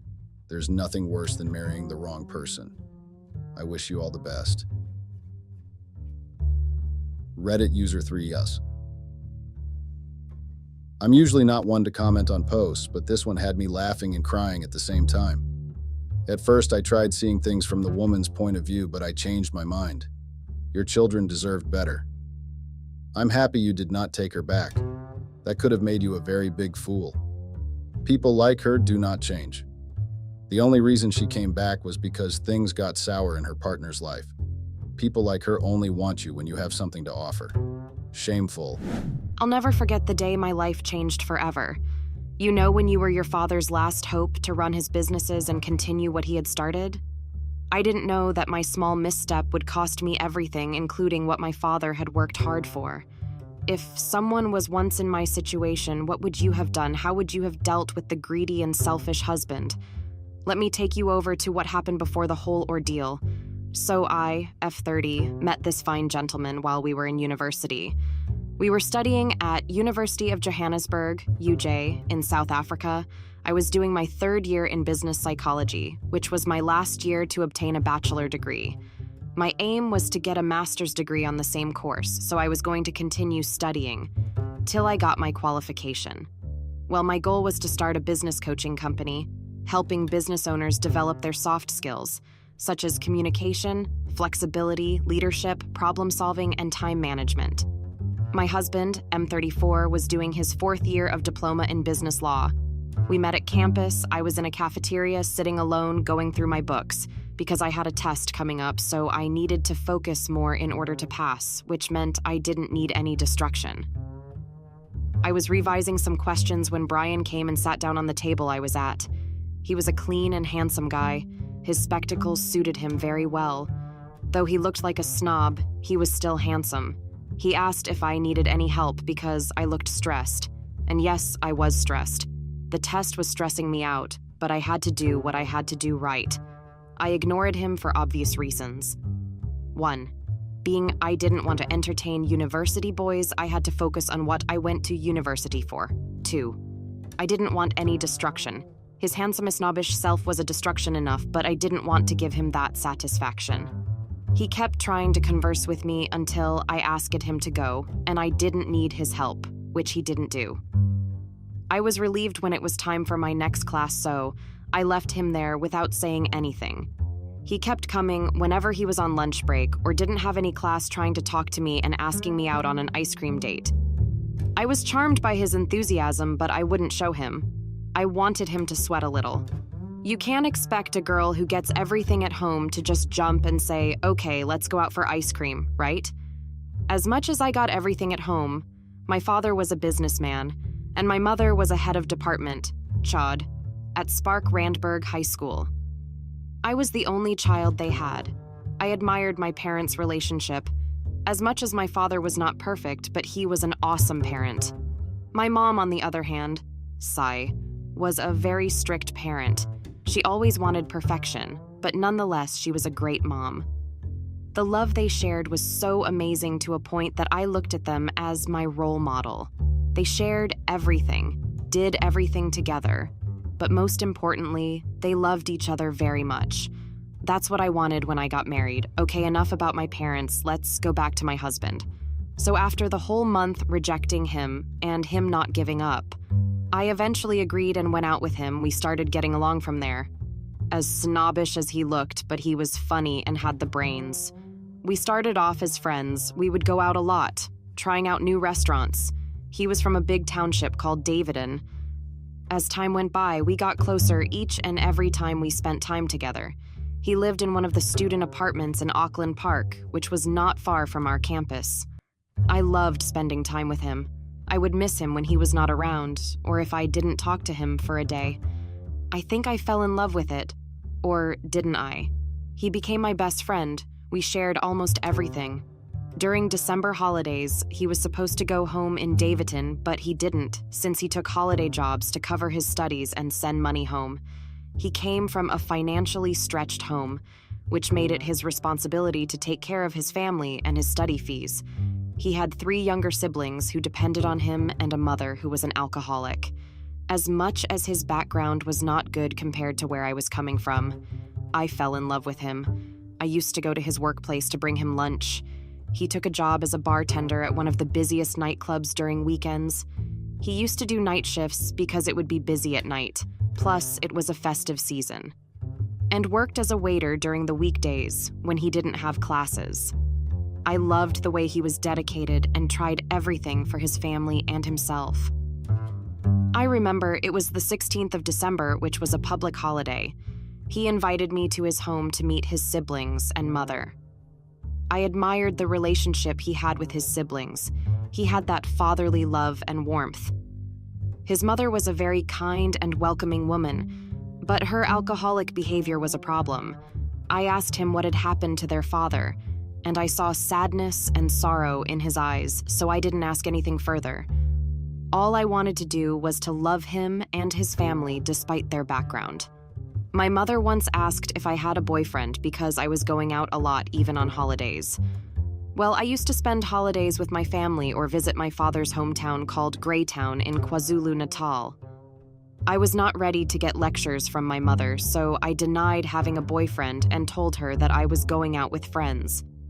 Brian was the only person I enjoyed spending time the most with. My childhood friends would complain, saying that I have changed and they felt like I had ditched them for a dude I met at campus. Well, my friends were snobs and discriminative. I told them about my relationship with Brian, but they didn't approve of it because he came from a background with a low standard of living.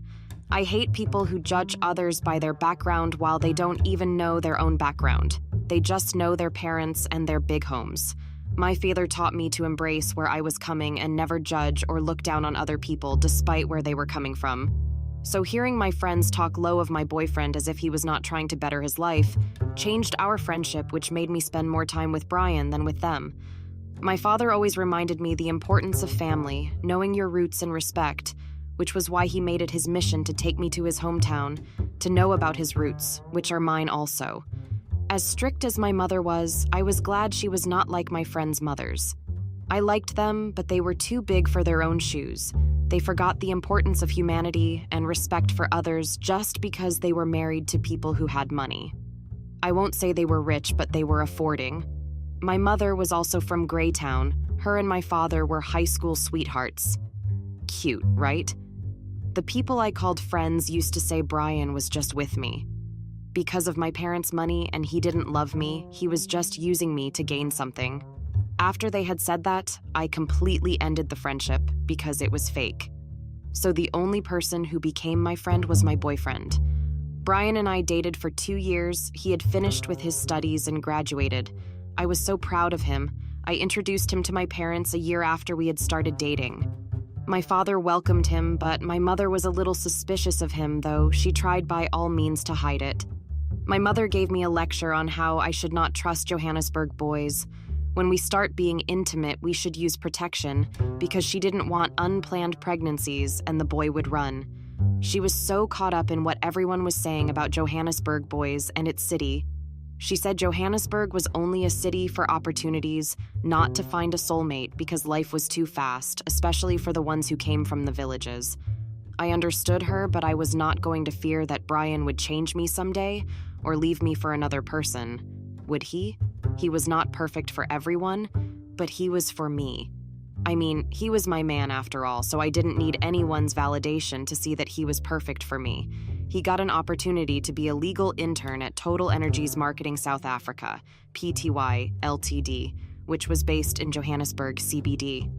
Brian and I started talking about building our own family. He is also a Zulu native, so he understood the procedure of taking a Zulu girl. He had big dreams for our future, his family's future. I don't know what went wrong with him. We were so much in love and nothing would get in between us. That time I was doing my 5th year, working towards getting my master's degree in business psychology. My father introduced me to his business associates who needed some advice and wanted to venture into other businesses, which I gladly accepted because it would help me gain connections and experience. My father had a logistic company that he started after he had bought a farm back at home. He already had livestock that he had inherited from my late grandfather. With his Bachelor of Science in Agriculture, it came in handy when he bought a farm and increased the number of his father's livestock.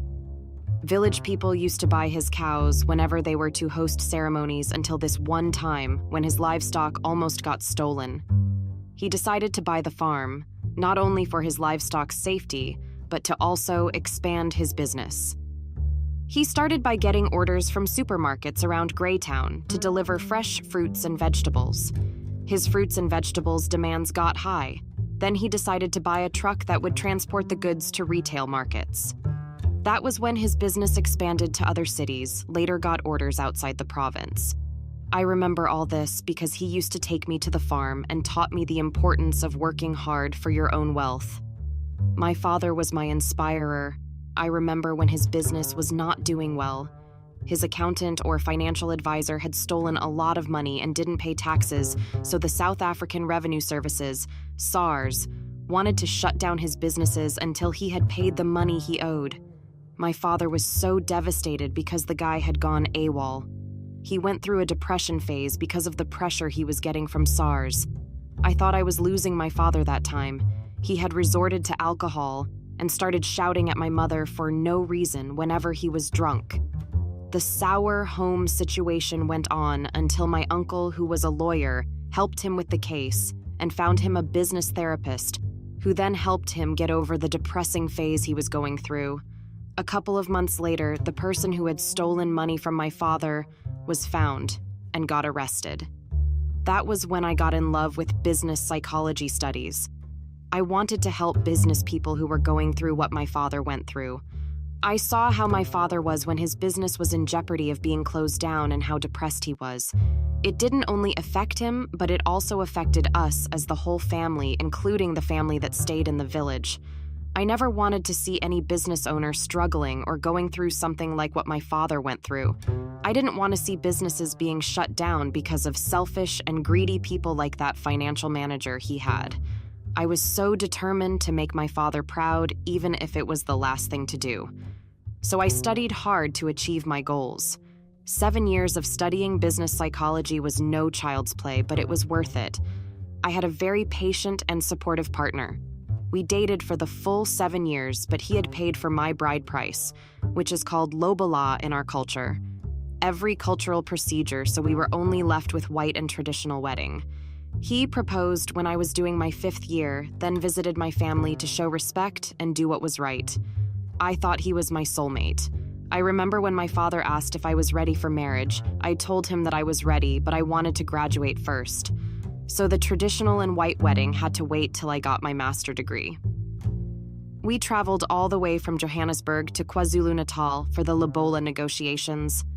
My baby had to travel for 6 hours with his family from Johannesburg to Greytown. I was the happiest woman. I got to be with the man of my heart.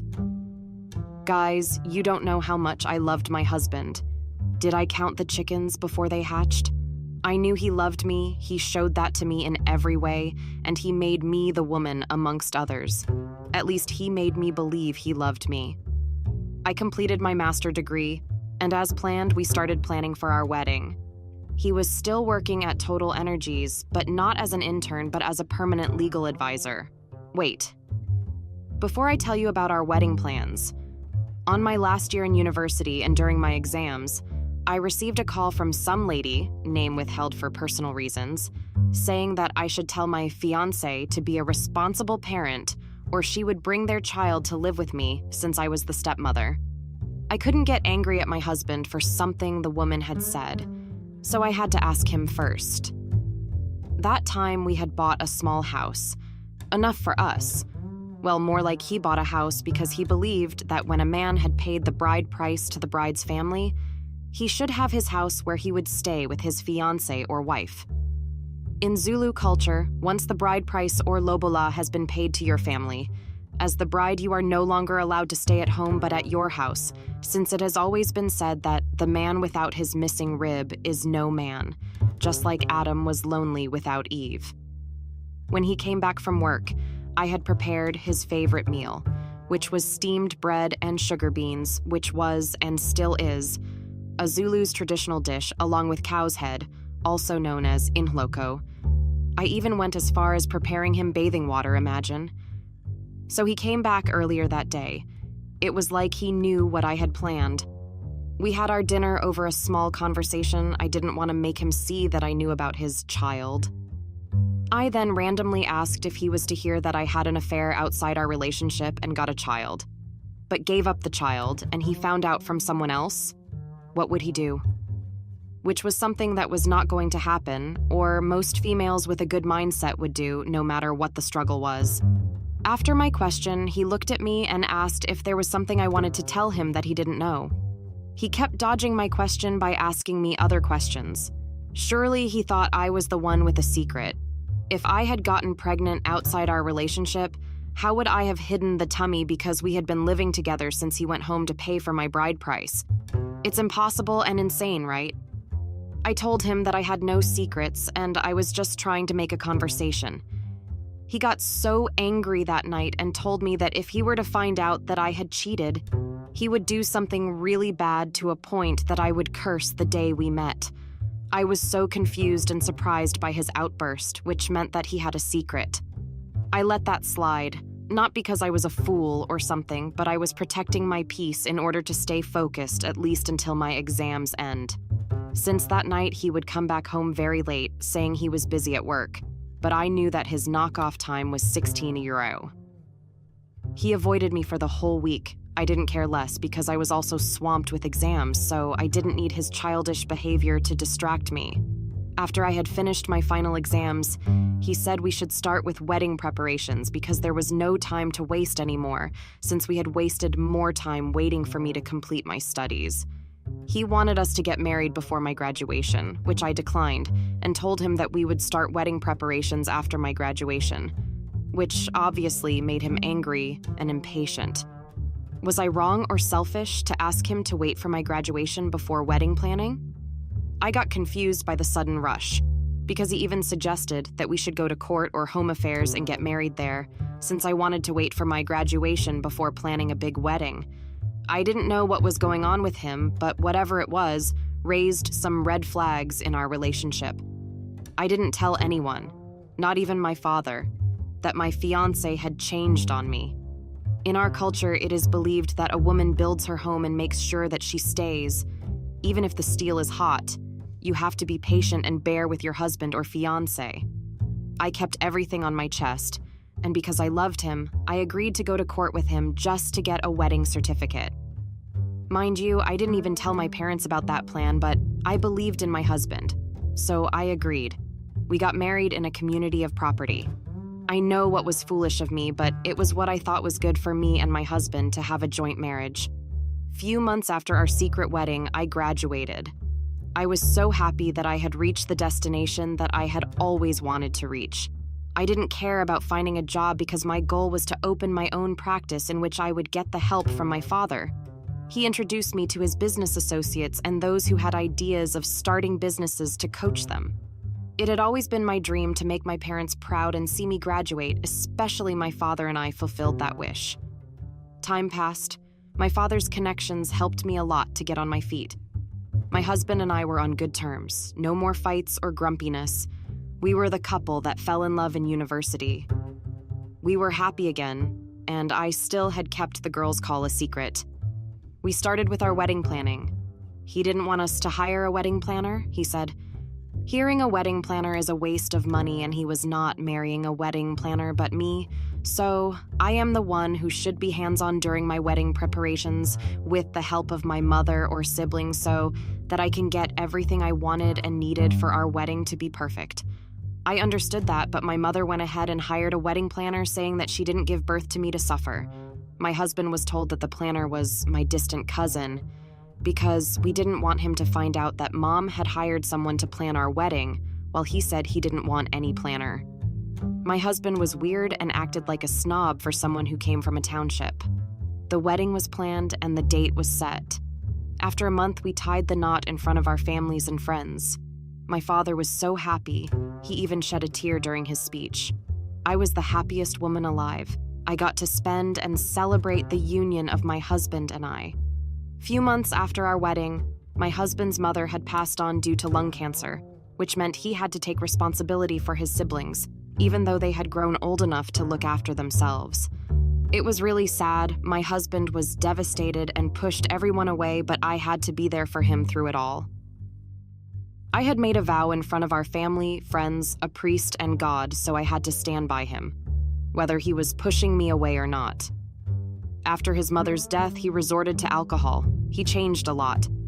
From going out early in the morning to coming back late at night. He would come back intoxicated and end up saying hurtful words to me. I thought it was grief, but that went on till I couldn't take it anymore. I got so lonely in the house. Yes, I was working and got busy sometimes, but I missed my husband. I had missed spending weekends with him, but he was nowhere to be found. When I raised the issue, he would tell me that he was the man of the house, and he was not going to tolerate being asked about his whereabouts by a woman. The only duty I had was to be a wife, not a detective. It was emotionally draining having to be patient for someone who had changed on you and made you feel unloved anymore. Sometimes I would visit my parents, but it would only be a day thing, not a sleepover. As much as I wanted to share what was happening in my marriage, I had no one to share my marriage problems with. I started going out on solo dates. The stress and tension was too much. Going out really helped me. I once heard a phrase that says, when a lady is stressed, shopping is the best therapy, which was not true to me because I was not a person who took shopping as therapy. So shopping was not what would make me happy or forget about what was happening in my house. One night I went to this pub and restaurant called the Guildhall Pub and Restaurant to relax my mind. When I arrived, it was packed. And to find out that there was an event happening, it was a great distraction for me and my mind. I needed it, and I felt alive again. I forgot all about my marriage problems and my sudden changed husband. I mean, we didn't even get to our first-year anniversary at least. It was only a few months after we had said our vows, and he changed. He became a stranger at our home. All I wanted was for him to recognize me as his wife and let me into whatever he was going through. I thought it was grief, but no, it wasn't because his siblings would call me and ask if they could speak to him. His phone was unreachable. I had so much fun at the pub and restaurant. I got to hang out with strangers. We drank, danced, and ate. It was a lot of fun. I felt alive and free again. I felt like I was my old self. Not that I was going out and getting drunk, but I was free and happy. I missed being my old self, not a jailed wife. Was I wrong to choose myself for once? So there was this guy, name withheld for safety and personal reasons, who was with the strangers that I had befriended. We clicked, the conversations between us were flowing. It was like we had known each other for a very long time. We had a great time together. Then from there we became close friends. He became my shoulder to cry on. He gave me advice without judging me. My marriage lacked happiness, attention, affection, and time. That guy gave me all that. He made me feel alive and took me back to the times when my husband and I were still getting to know each other. Time went by. The guy and I were pretty close. I considered him my best friend and the brother I have ever had. One weekend, I decided to visit Davidin to see Brian's siblings. I had never seen them ever since the day of their mother's funeral. I felt bad. I had been a horrible sister-in-law, and guilt was eating me up, so I went there to check how they had been holding up. Also to check if I would find my husband there because he had been gone for 3 days without calling.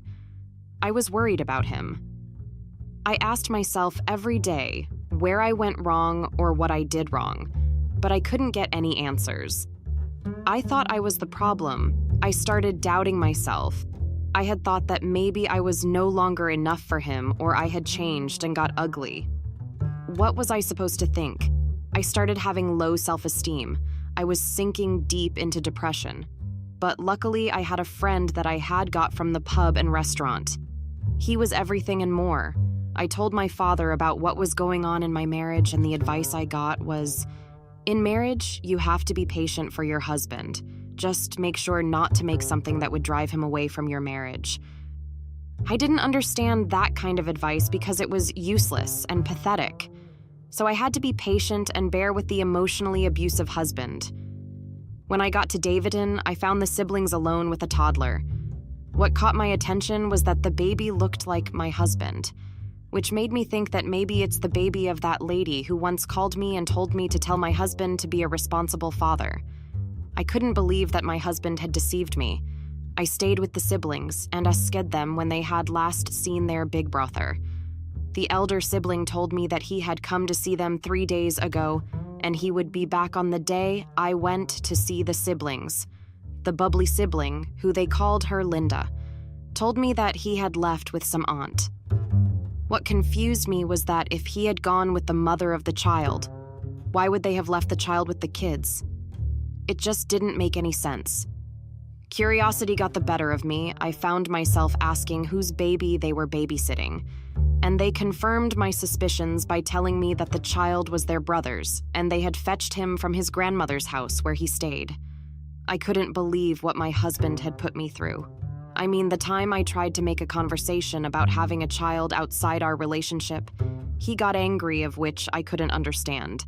And he even suspected me of cheating while he knew that he was the one who was unfaithful in our marriage. Was I a fool for thinking he had changed before our wedding? Months passed and my husband was back home, but his sudden disappearances didn't stop. I asked him about the child and he told me to mean what I came to his family for, not anything else. Ever since then, I stopped trying. I stopped begging him to treat me as his wife. I tried going back home, but the stupid husband of mine called a family meeting on me. So my parents told me to go back to my house because there was no wife who lives at home, and went back to her parents. By doing that, I would be opening the door for other women to take over my home. God knows how tired I was. I wanted to divorce him, but then I thought about my assets that I had worked hard for. He would get 50% of what I had owned, and besides, my stupid heart still loved and longed for him. I had hope that he would change. I continued going out with my best friend. I was drinking a lot. Then I went to work. My father found out about my changed behavior. He got me help. He was so disappointed in me, and I didn't blame him. One day, I was bored and needed some distraction, so I went to my friend's house. I knew he would make me feel better. I mean, he was my best friend, right? As we were chilling, he started confessing his feelings for me, which shocked me because I took him as my best friend, brother. I couldn't understand his sudden developed feelings. I rejected him and told him that I was married and he was my best friend. I didn't see him in the way he was seeing me. The guy did the unthinkable and blackmailed me to at least sleep with him or become his booty call if I didn't want my husband to find out about the times I had been spending with him and telling him about my marriage problems. I was so surprised by his sudden change. I didn't know what to do because he had been recording all our conversations, which I didn't know about. I had no control over the situation. I didn't want my husband or my father to know about my friendship with this man. So I obliged we kissed, which was the only thing we did, and agreed to be his booty call. But I gave him that promise because I wanted to get out of his house and go to the cops to report his psychic behavior. A couple of months passed, my father got sick, no one knew what was wrong with him, even the doctors couldn't find what was going on. So we ended up seeking traditional help, because in a Zulu culture, it is believed that if someone is sick and the doctors don't find anything wrong with that person, that only means one thing. That person has been bewitched, or someone was bewitching him and making him sick. When my father started getting sick, my husband came back home. He became the supportive and caring husband that I had fallen in love with. He was there for me and my family throughout the whole process of consulting with traditional healers. I asked myself who would want or bewitch my father because he was a kind person. Didn't have enemies, maybe he did, and we didn't know about them. I mean, my father protected himself a lot traditionally because it is believed that a Zulu businessman has to be protected at all times. Few weeks after the traditional healer visit, my father passed on. I was so devastated and broken. Later on, my mother followed. I felt lost, alone, and abandoned. My mother also got sick for a while. The doctors said it was stress or something that related to stress, as she couldn't take the passing of my father. Well, I didn't blame her. I also would have died if I were to lose the husband like my father, and the family members started calling her names, saying that she had bewitched my father to get the inheritance since my father left everything to me and my mother. Most family members were angry and out for blood, so my mother not making it didn't surprise me because it was over her powers. A year later, I had healed but haven't forgotten about my parents. I was more than happy that my husband had been with me during my healing process. He was so patient with me, and he became the Brian I fell in love with. Since my father's business was under my name, I asked my husband to become the business's legal advisor and put him in charge of my father's logistics company, which he did very well with because he had a plan of opening a logistic company branch in another province to grow the business, and the demand was high. So I gave him a go-ahead. There was this other day when he came back with some papers. He told me that they needed my signature. I didn't ask a lot or read them because I trusted my husband, so I signed, not knowing that I was signing my rights to him. A week later, he came back looking angry. He didn't even tell me what had made him angry. He slapped me and called me names. I was so confused and shocked by his outburst until he told me that he knew about my floozy ways with the guy I met at the pub. Since that day, my life became miserable. I was paying for the little misstep I had made. My only sin was trusting a stranger and telling him about my marriage. Worst part, even if I tried to deny it, Brian had proof, which meant that the guy had sent him everything because I got him arrested and he got out within 6 months. I thought he was not going to bother me anymore since it had been a year. I asked Brian how long he knew about the pub guy. He told me in the eyes that he knew way before my father had got sick. What shocked me the most was when he confessed to me that he was the one who killed my father, and he knew that since I was the only child they had, everything was coming to me. I couldn't believe it. All of the acts he pulled, being supportive and loving, was all an act. He even confessed that he once cheated when I was busy being serious with school and he got someone pregnant. I failed to understand how I missed everything. I mean, everything was right under my nose. His behavior kept changing like the weather. Because of my misstep, I paid a great fortune. I lost everything, including my inheritance. I was left with nothing. I regretted and cursed the day I allowed Brian to speak to me. Life changed so much that I found myself going back to Greytown to stay with my mother's family. Was I wrong to fall in love and be bared with Brian's abusive behavior? Please advise me. I cannot believe my life has gotten to this point. I'm so overwhelmed with emotions right now, and the only way to let it out is write down what happened. I'm a 55-year-old man engaged to a 52-year-old woman for 1 year. My fiancé is a famous model, and I'm a businessman and own a chain of luxury resorts. Around a year ago, I got engaged to my girlfriend. We were about to get married in the next 6 months. But I recently came to know that I've been lied to. All my plans crumbled. I met my fiancé 2 years ago when she was hired by my company to do a photo shoot for our resorts. She was invited to one of the hotel events. I immediately got drawn to her beauty. That's kinda obvious considering she worked as a model for a living. I was seeing someone else at that moment. My then girlfriend was the same age as me. She did not come with me that day to that event. Even though I found my fiancé really attractive, I kept my distance as I was in a relationship. She came and introduced herself to me. We were having wine and her drink spilled on my jacket. She apologized continuously and then came closer to clean it up. She smiled at me all night long. I went home to my girlfriend without giving it much thought. That time, I had been seeing her for more than 2 years and thought we were going to get engaged because I wanted to start a family soon. A lot of my life had already been spent working, and I wasn't getting any younger. A few days later, while we were discussing our friends getting engaged, she told me that she cannot imagine herself getting married. "What do you mean you don't want to get married?" I asked her. She told me that she loves being in a relationship with me, but marriage wasn't on cards for her. I was visibly shocked by her revelation. We have been dating for 2 years. We never discussed marriage specifically, but I thought that's because she wants us to know each other well before committing our life together. We soon ended our relationship as I didn't want to walk on a road which went nowhere. I started seeing my fiancé a lot more as my company had a lot of campaigns starring her. We started running to each other very frequently. She invited me for dinner as an apology for spilling drinks on me. "Don't invite me just because you're apologetic," I told her. We flirted for a bit and then I asked her out on a date. Hey everyone. Unfortunately, basically everyone who is watching these videos isn't subscribed. It would mean the world to me to quickly get out of the full screen video for 3 seconds and press that subscribe button. It's free and you can unsubscribe anytime. Sorry for bothering and thank you so much if you subscribed. We enjoyed each other's company and kept on going on dates whenever I was free from work. While we were out on dinner, I told her that even though I enjoyed her company, I didn't want to immediately get into another relationship. I had just come out of one and my work was my priority. "I understand, honey," she told me. I was happy to just date her without any pressure. I did want to get married, but not without love. I was a workaholic, or that's what people told me, but I still believed in love. As time passed, I thought I was finally ready for a relationship and we got together. She moved in my house and we were happy together, or so I thought. Since she was a model, she used to stay in contact with many guys from her industry.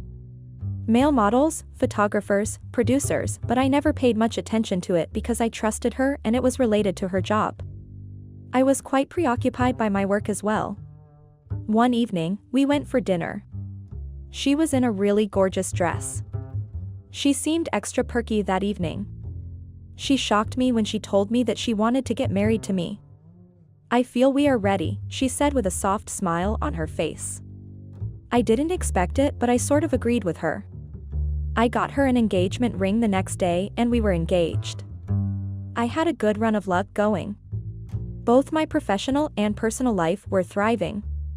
I was content after a long time in my life. I came home with my fiancé's favorite flowers, only it wasn't her who opened the door of our home. A young guy who looked like he was in his teens opened the door and looked at me like he didn't know that it was my house he was standing at. "Who are you?" I asked him. He told me that he's my girlfriend's assistant. It felt a bit weird to me because I have never seen this dude around. I asked my girlfriend later how she met this guy. She told me that some agency hired him for her as her previous assistant had resigned. He was 20 years old. I didn't pay much attention to it after that. He used to hang around our home a lot more than I liked, but it was all right. It was a Friday afternoon and I was swamped with work. My fiancé called and asked if we were still going for dinner that evening. I told her I won't be able to get out of the office. She said it's fine and that we can reschedule. I would have done just that, except I felt that I shouldn't be prioritizing my work anymore and give attention to my future wife. I left early for home that day. I thought it's best if I just surprise her with dinner at her favorite restaurant. I used my passcode to let myself in.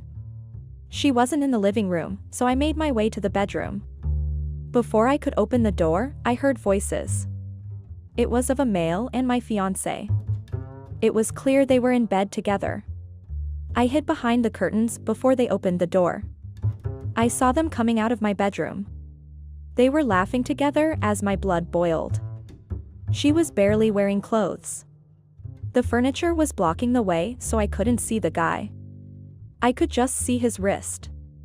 I knew that I've seen that watch before, I just couldn't place it. I didn't want to confront her yet.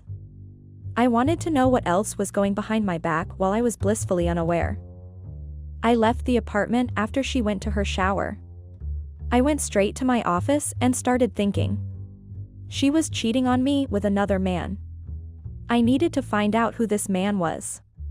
After that, I would have decided what to do with her. I was going to make sure that she paid for her betrayal. She had no right to give me hope for the future and then go behind my back like that. I came home later that evening. This time, she was waiting for me. She told me that she missed me. She kissed me and gave me the same smile, which made me feel like I won the world. I let her kiss me as my heart was consumed by a mix of anger and heartache. Everything went normal. We had dinner and then went to sleep. I didn't sleep that night. I kept thinking what was going behind this gorgeous double face of hers. If she wanted someone else, why did she tell me that she wants to get married to me? I decided I am going to figure it all out. Next morning in my office, I talked to my security head to install a CCTV camera at my apartment. I even asked him to install one in my bedroom. I wasn't going to let her go without knowing everything. I instructed them to install it quickly when she wasn't at home. The cameras got installed when she was out shooting some campaigns. Now I just had to wait and see what happens. I watched her coming back home from work, her assistant trailing her. They were talking about something, I guessed work-related. Then he left after dropping her off. I kept waiting, but nothing happened. No guy entered the premises. My fiancé also seemed pretty normal. I was confused, but decided it's better to keep an eye on her. I kept our relationship just the way it used to be. I kept paying her hefty credit card bills. I didn't want her to know that I knew about her secret till I figured out who the guy was. Days passed by, but nothing happened. I started getting more frustrated. I felt as if I had hallucinated her with someone else. I was almost convinced that it was just my hallucination. We were having breakfast when her assistant joined us. I asked him to pass me the juice when my eyes fell on his wrist. It was the same watch I saw that day. This couldn't be a mere coincidence, I thought to myself. I also noticed that it was a pretty expensive watch. I didn't know how he was affording it on the income of a personal assistant. My head was full of thoughts, emotions, and questions, and I didn't have an answer to any of those. If my fiancé was cheating on me with her assistant, why didn't they do anything after that day? They looked so platonic on camera that I couldn't even have guessed it. I finally found the missing piece, but it still felt like that I'm missing a lot of things. I needed to figure everything out before removing her from my life. I wasn't a person who made rash decisions. I needed to think about everything properly. I decided that I need to find more about her assistant. I never paid enough attention as to what they were doing. All I knew was that he was 20 years old and hired by her modeling agency.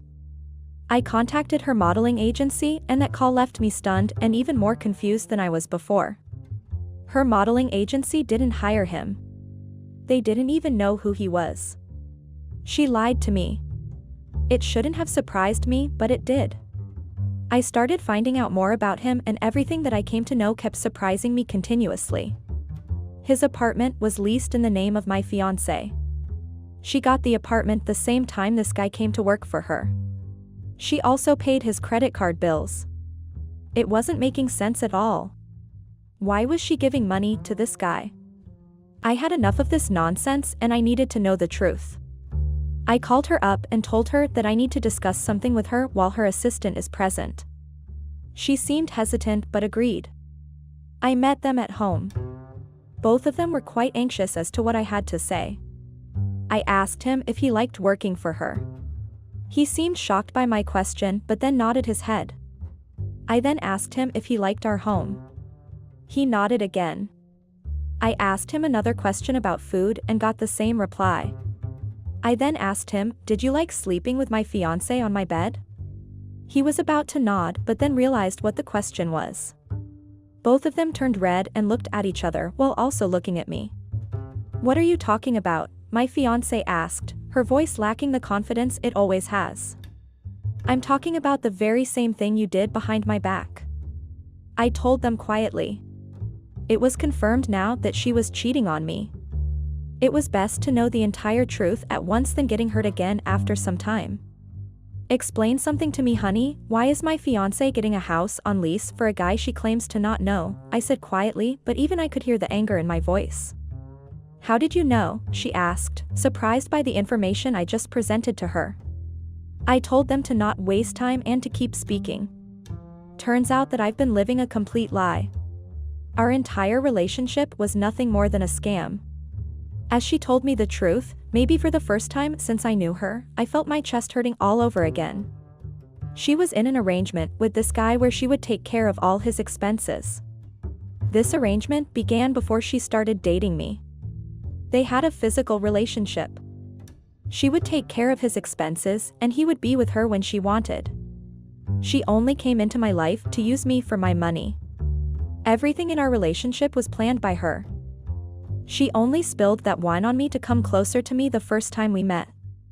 She knew I was in a relationship, but she still wanted to be with me. Everything after that, which I thought was sweet and genuine, was carefully strategized by her. She was never in love with me. She just needed me because she knew her modeling career won't last forever and needed someone reliable to lean on. I was that person for her. I listened to her as she told me how she proposed to me because she was afraid I would break up with her just like I broke up with my last girlfriend, and that would have ruined her plan. Also, being my wife would have given her unlimited access to my money. I couldn't believe her at once, but I knew she was telling the truth. She told me she didn't do anything with him at our home after that day because she had a suspicion that I had installed cameras when she came back from shoot. She just couldn't find them. She knew she couldn't look for them as well because then it would become obvious to me. They decided to act professional in my home even in my absence just to fool me. Her admission was so shocking that I needed to hold myself so I wouldn't fall to the floor. I gave her everything I have, and this is how she chose to repay me. I told her to get out of my house before I kicked them out. All my life I worked hard to build myself and my family a good life. But I never thought it would repay me like that. I got played, and why? Because of my wealth. No, I wasn't taking blame for her actions. It wasn't my fault that my fiancé was such a bad person who likes to play with the feelings of others. I was going to make her pay for what she did to me. I hired a private investigator and told him to bring me every information about her and that guy. He started working on it immediately. When I thought nothing could surprise me anymore, it did. I wasn't the only guy she played with for money. She had used various men who were successful in their field to take care of her while she continued her arrangement. I would have forgiven her if she lied to me or if she was apologetic as to what she had done. But I wasn't going to forgive her for playing me from the start of our relationship. She was using me as a pawn in her elaborate game, and I refused to let it go. She had to face the consequences of her actions. I was going to make sure that she faced every bit of it. I wanted to see her suffer the same way she made me suffer, or maybe even worse. She had given me so many surprises recently that I thought she was worth one herself. I worked on that surprise, day and night. I didn't want to leave anything out. I wanted it to be perfect from all angles. I called my connections to know about her latest show. She was going to model in it as the showstopper. She loved being the center of attention, and my surprise would make her center of attention all her life. Everywhere she'll go, people will recognize her. The day of the show couldn't have come any longer. I was waiting for this day for so many days. I never heard from my fiancé after she left my apartment with that guy. But I was going to meet her at her show. She told me that she hated that I didn't attend her shows, and here I was. The show began and everything went normally. The runway had a screen with a projector behind it. It zoomed in on the models as they walked the runway. I sat there patiently as my ex-fiancé made her way to the runway. Instead of zooming in on her, the screen showed evidence of her cheating on me with a 20-year-old guy. The crowd gasped, but I knew there was more to come. The screen continued showing pictures of her with different men and how she lived on their money and kept on cheating them. Her face went pale as she stood on the runway, frozen, not knowing what to do. The surprise was worth it after all. I wanted her to feel the hurt that she had caused me. Everyone in the audience started talking among themselves. People questioned her character and integrity. The news reporters were busy taking pictures, making sure they didn't leave anything for their newspaper's deadline. The staff escorted her out of the runway as she stood there without moving. I knew that she didn't see this coming. My work was done here, I thought to myself, and left.